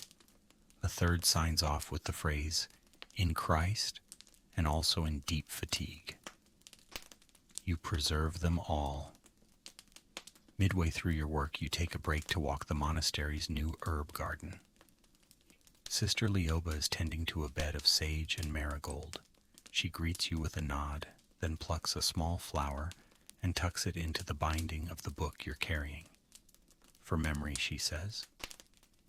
You return to your desk and slip the flower between 2 pages of Ambrose's commentary on Luke, a page that speaks of mercy, a page that now also smells faintly of earth and sun. The next part of the compendium is more complex philosophical fragments, bits of Plato reinterpreted by Christian minds, echoes of Cicero softened by faith. Marginal notes argue fiercely with the text. One reader insists that Socrates would have made a good monk. Another writes, "I'm not convinced Plato understood people." You add a page of your own reflections, tentative, humble, thoughts on virtue, discipline, silence. You don't sign it. Most of the best work in this monastery is anonymous. Let the words matter more than the hands that held the pen. Later you move on to songs. Lyrical, simple, profound. Some are chants composed during famine. Others are celebratory verses for feast days. One is a lullaby in Old Irish meant to soothe infants in times of war. Historians still argue whether these songs were truly original to Ireland or adapted from older Roman forms. The truth, you think, is probably both. The monks here are not inventors. They are synthesizers, translators. They braid old wisdom into new tapestries. The scriptorium feels different when songs are being copied. The air itself seems to hum. Brother Ruedri hums along as he transcribes the melody lines, sometimes forgetting he's not alone and adding the occasional dramatic falsetto. You don't mind. The books are more alive when someone's breathing with them. As you bind the song pages into the growing codex, you pause. The spine is thicker now, the weight heavier. This book is becoming a person complex, contradictory, beautiful. The final section you add is one that nearly didn't make it fables. Yes, fables. Short stories with talking animals, wandering monks, clever children and saints who outwit devils using only a loaf of bread and stern looks. These stories were never canonized. Some were dismissed as foolish, but they've endured, whispered at bedtime, scribbled in margins, and now included officially because truth comes in many forms. One story features a fox who wants to become a monk but cannot stop stealing eggs. Another tells of a sparrow who recites psalms and teaches a bear to pray. You place these tales between sermons and songs where they belong. As evening falls, you and the other scribes gather around the fire to review the work. The codex now spans nearly 1,000 pages. It weighs as much as a small child. You wonder if future readers will understand what it took to make this. How many years, how many candles, how many hands? You add one final note in tiny script at the end, written in the year of grace, by the hands of many for the minds of any who will listen. Then carefully, the codex is placed into a carved wooden chest lined with wool wrapped in cloth and sealed with wax. It will be hidden, not because of fear, but because of love, because things worth saving are sometimes safest unseen. Later that night, you stand at the chapel steps looking out over the sea. The stars are out, the moon is clear, and for the first time in months, you feel finished. But you know it won't last. There will be more books, more pages, more rain, more rats, more fire, more voices needing to be preserved. Because this isn't just what you do, it's who you are, a keeper of what matters, a guardian of forgotten things, a quiet scribe writing in the margins of history. You dream of ink that night. Long rivers of black script curling across the sky, letters folding in on themselves like waves. A voice whispers in the dark, "Don't stop writing." You wake before dawn, your fingers twitching as if they never stop moving. The scriptorium is already stirring. Candles are being lit. Robes shuffle quietly. You fall into your seat like muscle memory, dipping your quill before your eyes are fully open.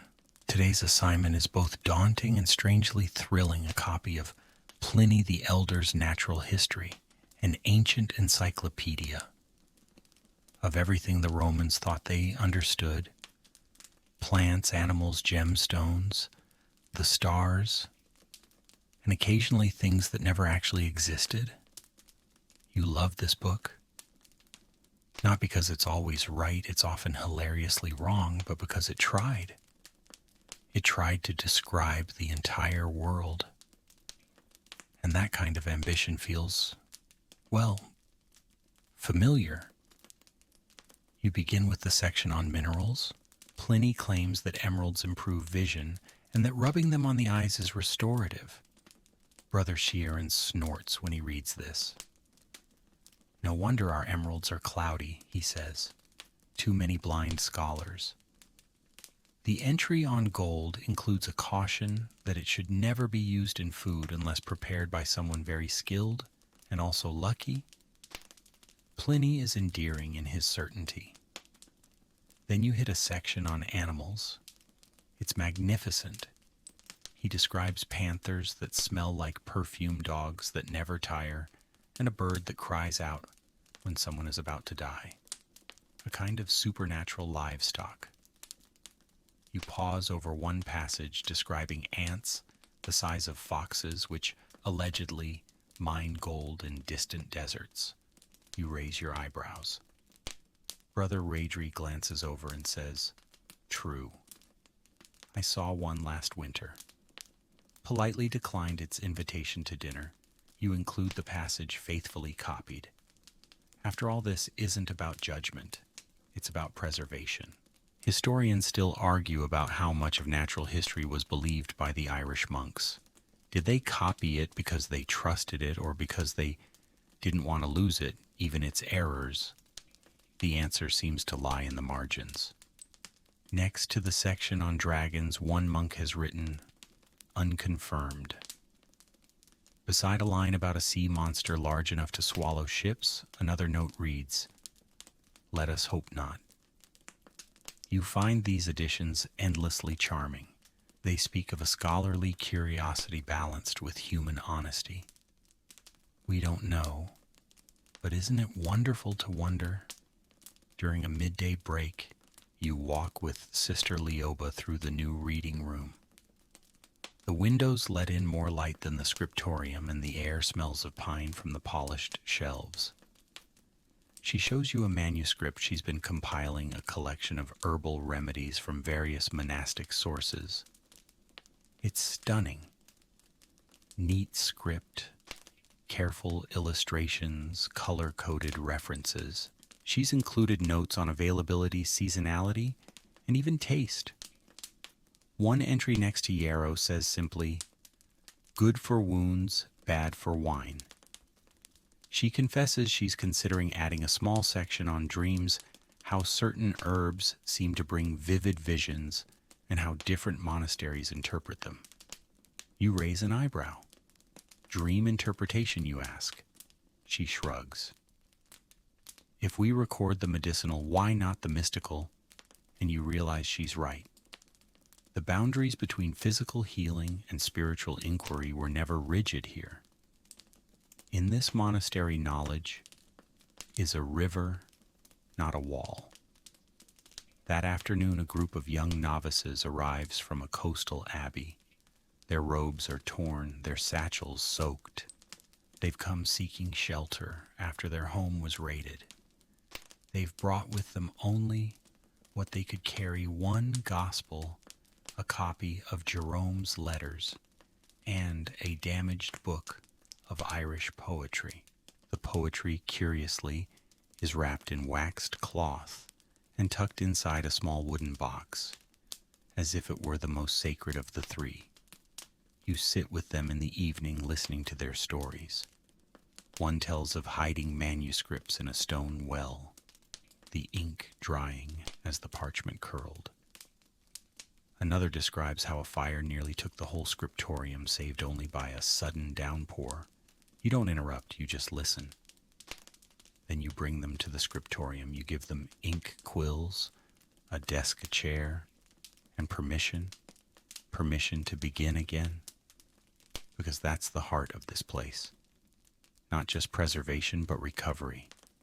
The rebuilding of what has been broken, the rewriting of what has been burned, the remembering of what was almost lost. That night you sit beside the newest novice as he copies a line from the Psalms. His hand is shaking. The letters waver, but they're there. You lean over and whisper, "The first line is always the hardest." He nods, then continues. Later, as you review a page from Pliny about the supposed effects of magnets, how they can attract iron and cure lethargy, you smile. Not because you believe it, but because it reminds you of what this all is, a field guide to wonder. And so you write, and so you teach, and so you preserve. Not just the knowledge that is true, but the curiosity that makes truth possible. Because someday someone might find this page, they might laugh, or marvel, or question, and in that moment your work will have mattered. You dip your quill again. The ink gleams. The page waits. The world, ridiculous and beautiful, continues. A fog has settled over the hills this morning, thick and unmoving, blanketing the monastery in a gray hush. Even the birds seem subdued, their songs muffled as though wrapped in wool. You like it. Fog makes the world smaller, quieter, like the past has come a little closer. In the scriptorium, candles are lit earlier than usual. The air smells of tallow and old ink. You arrive to find the others already at their desks, heads bent, quills scratching like a chorus of insects. Today's assignment, a recopy of a worn and barely legible Latin treatise attributed to Isidore of Seville, a man the monks regard with a mix of reverence and polite suspicion. The text is strange, a little of everything. Definitions of obscure words, descriptions of fish that walk, lists of natural phenomena that don't entirely line up with experience. You begin to copy it line by line, your fingers gradually slipping into the rhythm. It's in this fog, literal and mental, that the real work happens. Copying is never just copying, it's interpreting. deciding which letters to emphasize, which ligatures to use, which flourishes to allow. You are preserving a voice, yes, but you're also translating it across centuries of silence. You glance up and notice Brother Ruadri has fallen asleep at his desk, nose planted delicately in a page of Tertullian. A small puddle of drool spreads toward a list of theological arguments. You quietly slide his parchment to safety. After lunch, the fog still hasn't lifted. You're called to assist with a side project, repairing a damaged manuscript of The Dream of Scipio, an ancient Roman text filled with astronomical speculation and moral philosophy. It was torn in a storm last year when the roof gave out over the storage room. Several pages were soaked through. Others fused together like leaves pressed in a book for too long. The restoration is delicate. You use a warmed spatula to separate pages, a brush of wine and vinegar to soften stubborn folds. Occasionally a page tears, and you patch it with vellum so thin you can see your breath through it.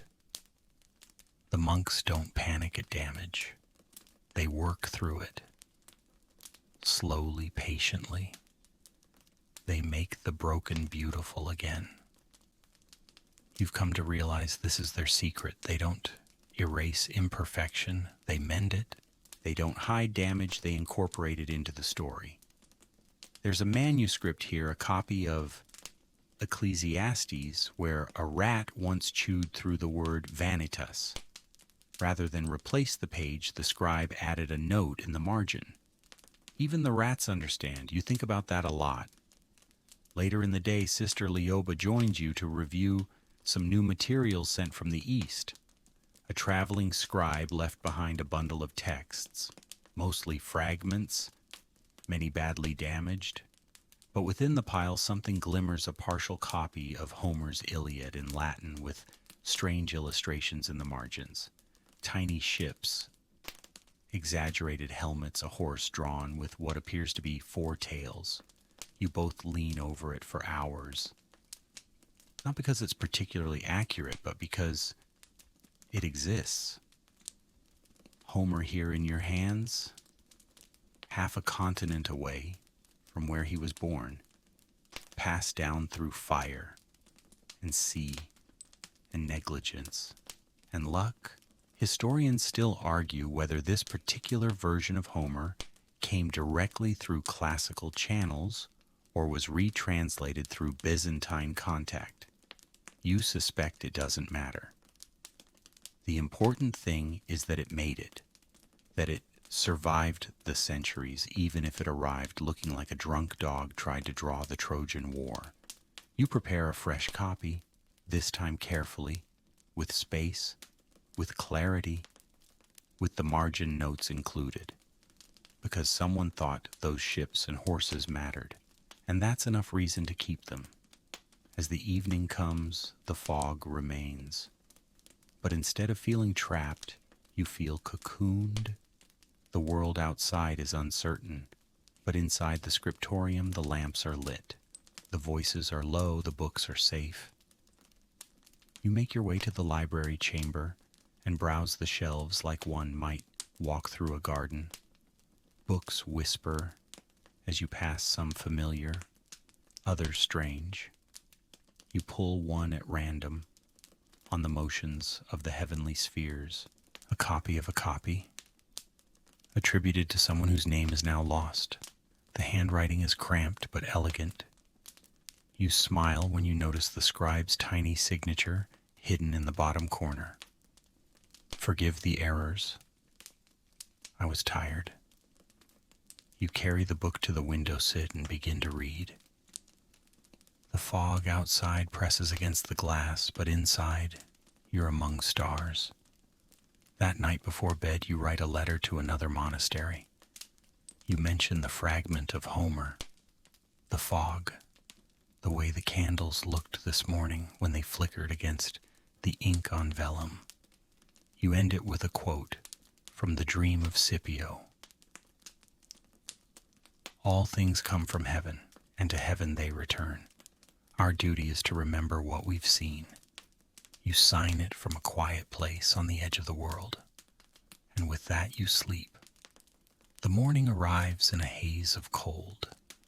There's no sunrise, only a slow fading of darkness into a heavy silvery light.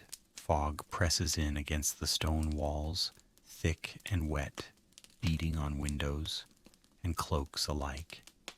The monastery is quiet, but not in the usual peaceful way. This is the kind of silence that follows loss. When you step into the scriptorium, your breath catches. There's a cart at the center of the room stacked with manuscripts, scrolls, folios, all of them blackened, curled, burned. You can smell the smoke before you see it. Even now, days later, the ash lingers. Your stomach tightens. The fire didn't happen here. It happened at a sister monastery not far across the valley. A lightning strike, sudden and cruel, lit the roof of the library in the middle of the night. Monks ran into the flames to save what they could, wrapping books in blankets, stuffing them into jars, hauling charred crates out by hand. Some succeeded, some didn't. Now the wounded pages are here, and it's your job to try and save what's left. You sit at your desk, you unroll the first scroll, it flakes at your touch. Half the text is legible, the other half has bled into nothing ghosts of letters where whole sentences used to be. You recognize the title, On the Soul, a Latin copy of a Greek work thought to have been lost centuries ago, until one monk found it buried in a shipping trunk and transcribed it himself by candlelight. You met that monk once? He gave you a walnut and said, "A brain in a shell?" You didn't know then that he was quoting the text. You begin to copy what you can, letter by letter, word by word. The ink is thick and slow today. The page feels heavier than usual, as if it carries grief. Beside you, Brother Sheeran is working on a section of the homilies of Jerome. His hands are black with soot. He doesn't look up. Across the room, Sister Leoba lays a wet cloth over a scorched gospel page, trying to lift the ash without smearing the words. It's an impossible task, but she does it anyway. No one speaks. Later that morning, the abbot calls a short assembly. He doesn't raise his voice. He doesn't need to. Everyone knows what he's going to say. Some of the texts we received are lost beyond repair, he says. Those we cannot save, we will bury. You hear the word, and your heart clenches. Bury. Not discard, not destroy. Bury. Like the dead. In the afternoon, the monks gather in a quiet corner of the grounds. A small pit has been dug beside the ancient apple tree, a place where birds often sing in the late summer. Into the pit go the worst of the fire's damage, a burned half of the sayings of the Desert Fathers, a twisted collection of psalms, a shattered copy of Isidore's etymologies. The leather binding has fused with the parchment. The gold leaf has bubbled into black ridges. Still you kneel and help lower the books into the ground. The abbot says, a prayer not of mourning but of gratitude, for what they gave, for what they were, for what they taught us, he says. Then the dirt is placed gently over them, and a single slate marker is pressed into the earth. It reads, "Their memory endures in us." Afterward, no one returns to the scriptorium right away. Instead, people scatter to corners of the monastery, the chapel, the herb garden, the cliff path. You find yourself in the library chamber staring at the shelves. They look the same as always, tall, narrow, uneven, but they feel more vulnerable now. Every page, every binding, every letter is a breath away from silence.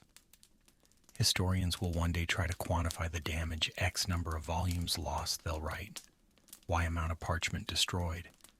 But what can't be measured is the silence, the hole left behind by the words that didn't make it. And yet, even in the face of that, the work continues. That night, the scriptorium is full again. The candles burn low. The ink flows. No one says much, but there's a fierceness to it now, a determination. You are not just copying, you are resurrecting. Every word is an act of defiance.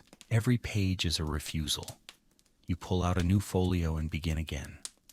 The text is a commentary on the Psalms. The original was badly burned, but one corner survived. Enough for you to begin. You work slowly, whispering the lines as you copy them, as though speaking them aloud might make them stronger. Sister Leoba sits beside you. She's recreating a chart of herbal remedies. The original was found nearly illegible, its pigments melted into one another. Now, line by line, she's redrawing the roots, labeling the leaves. She leans over and murmurs, "This page smells like ash and basil. I don't hate it." You both laugh. It feels good to laugh. Later, you help construct fire-safe boxes, clay-lined wood sealed with wax and stacked in the vault. You organize duplicates.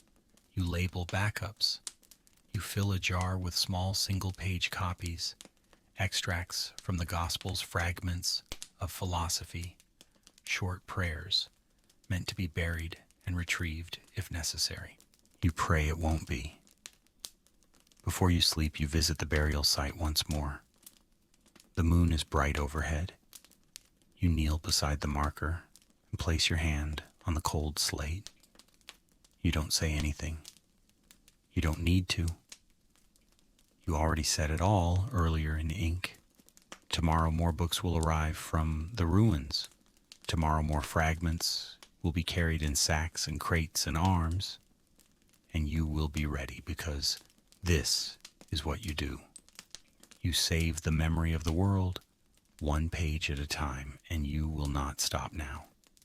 The morning begins not with birdsong or bells, but with the soft, muffled clang of cartwheels over damp stone.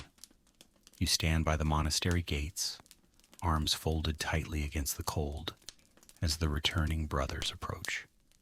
Their cloaks are soaked from sea mist, their eyes sunken with fatigue, but their hands carefully, reverently grip something precious, a chest.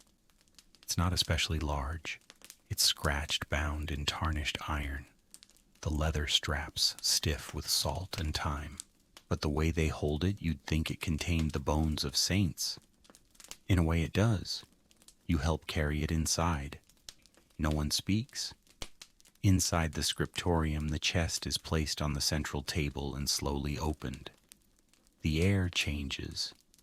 As the lid creaks, a damp, musky scent escapes aged parchment sea salt oil, a whisper of fire.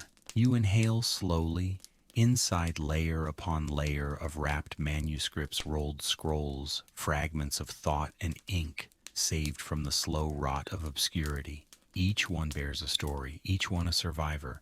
The first is a complete copy of The Institutes of Cassiodorus, rescued from a crumbling library in the Alps.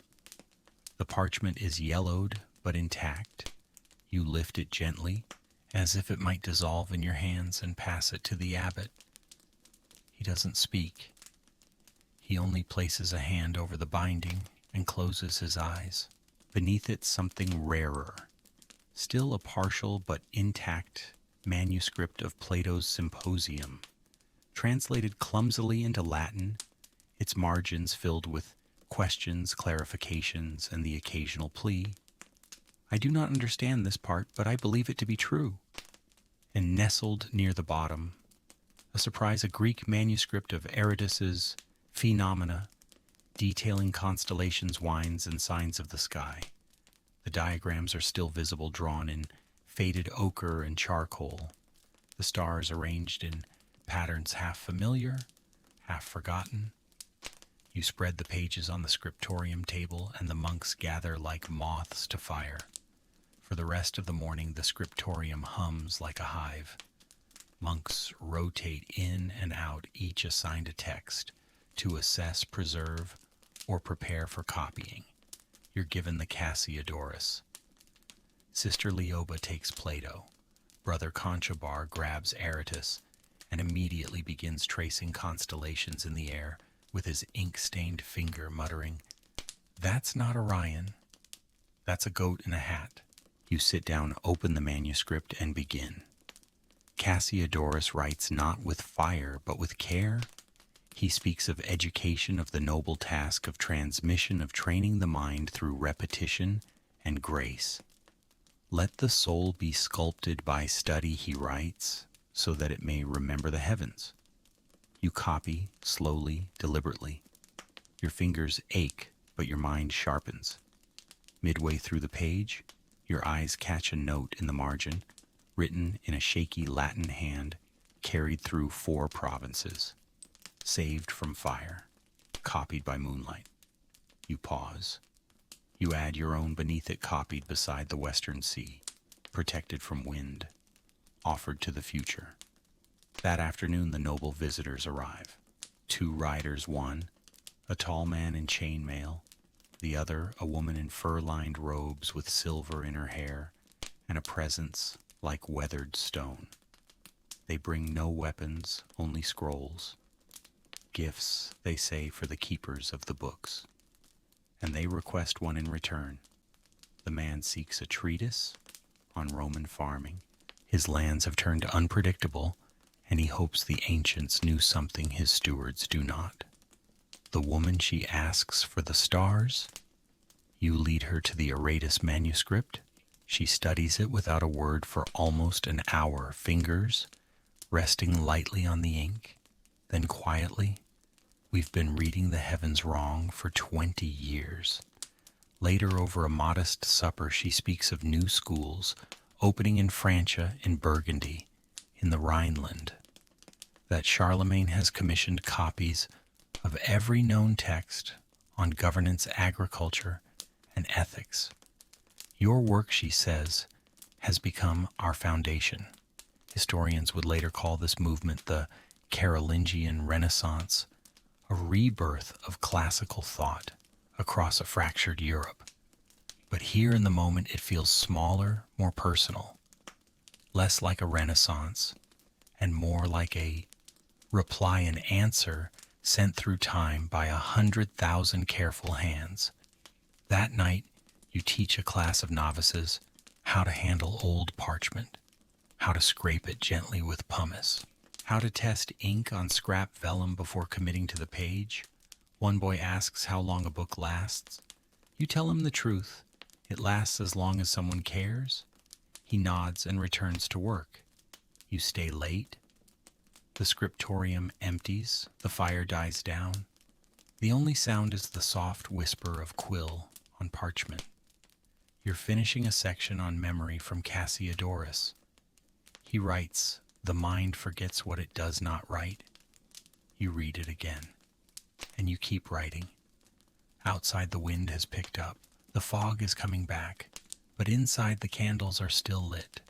The books are still warm, and you ink on your sleeve, cramps in your wrist are still awake, still preserving, still defying oblivion, still passing the light forward. The days grow shorter now. The sun rises late and sets with barely a glance. Shadows stretch longer across the stone courtyard, and the cold sharpens its edge with each passing night. But within the thick walls of the monastery, something else is growing, something warmer, deeper, harder to name. The scriptorium hums like a living thing. You feel it in the way the pages turn, in the steady rhythm of scratching quills, in the way silence now feels like conversation.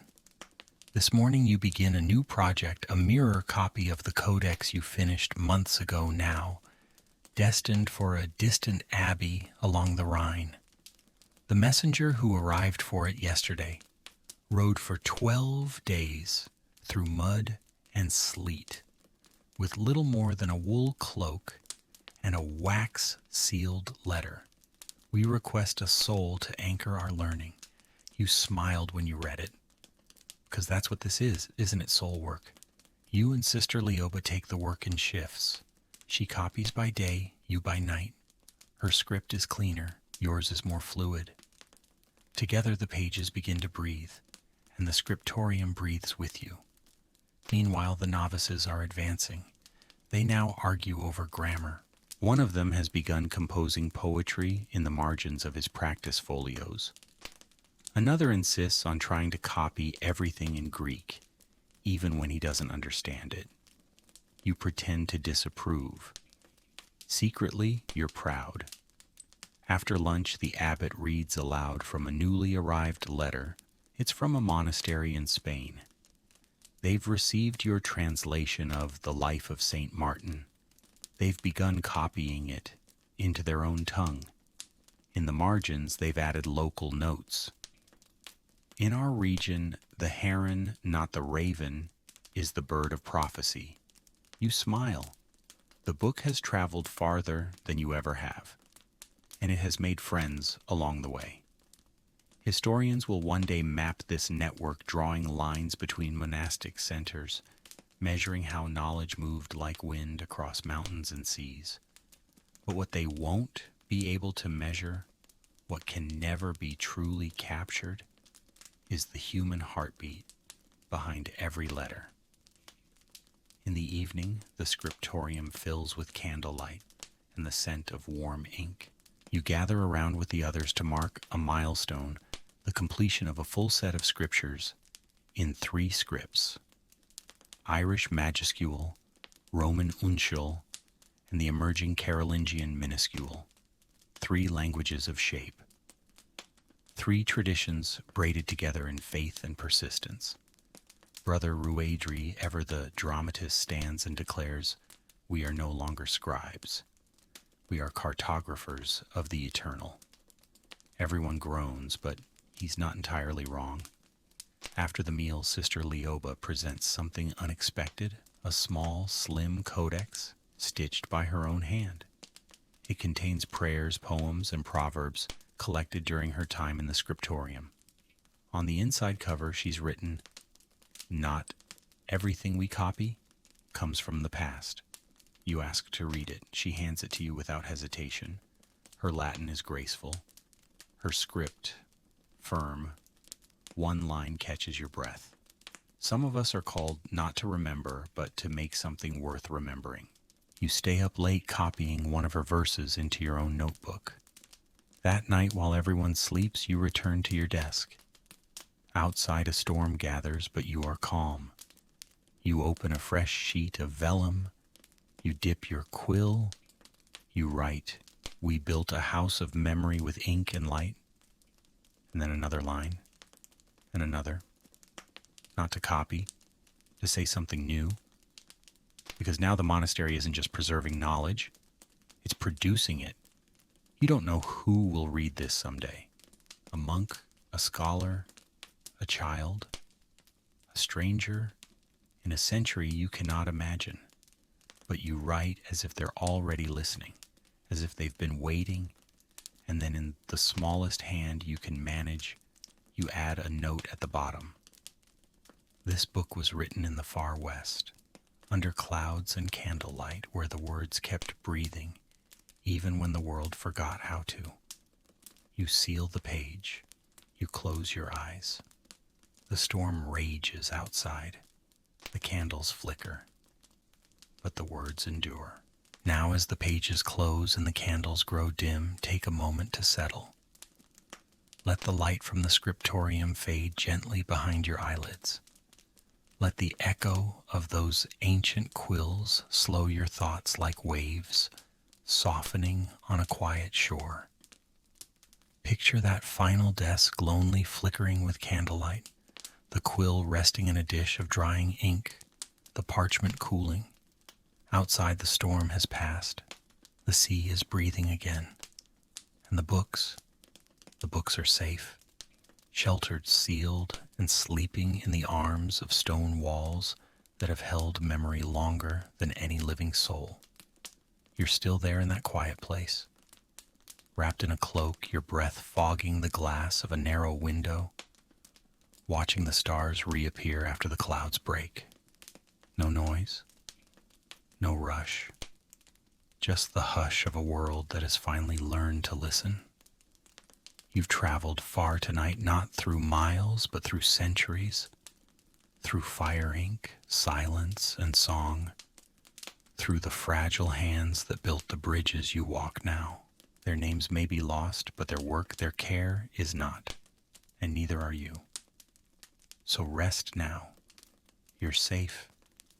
The memory is safe. And somewhere, a candle still burns. Just one. But it's enough. End of script. Sweet dreams.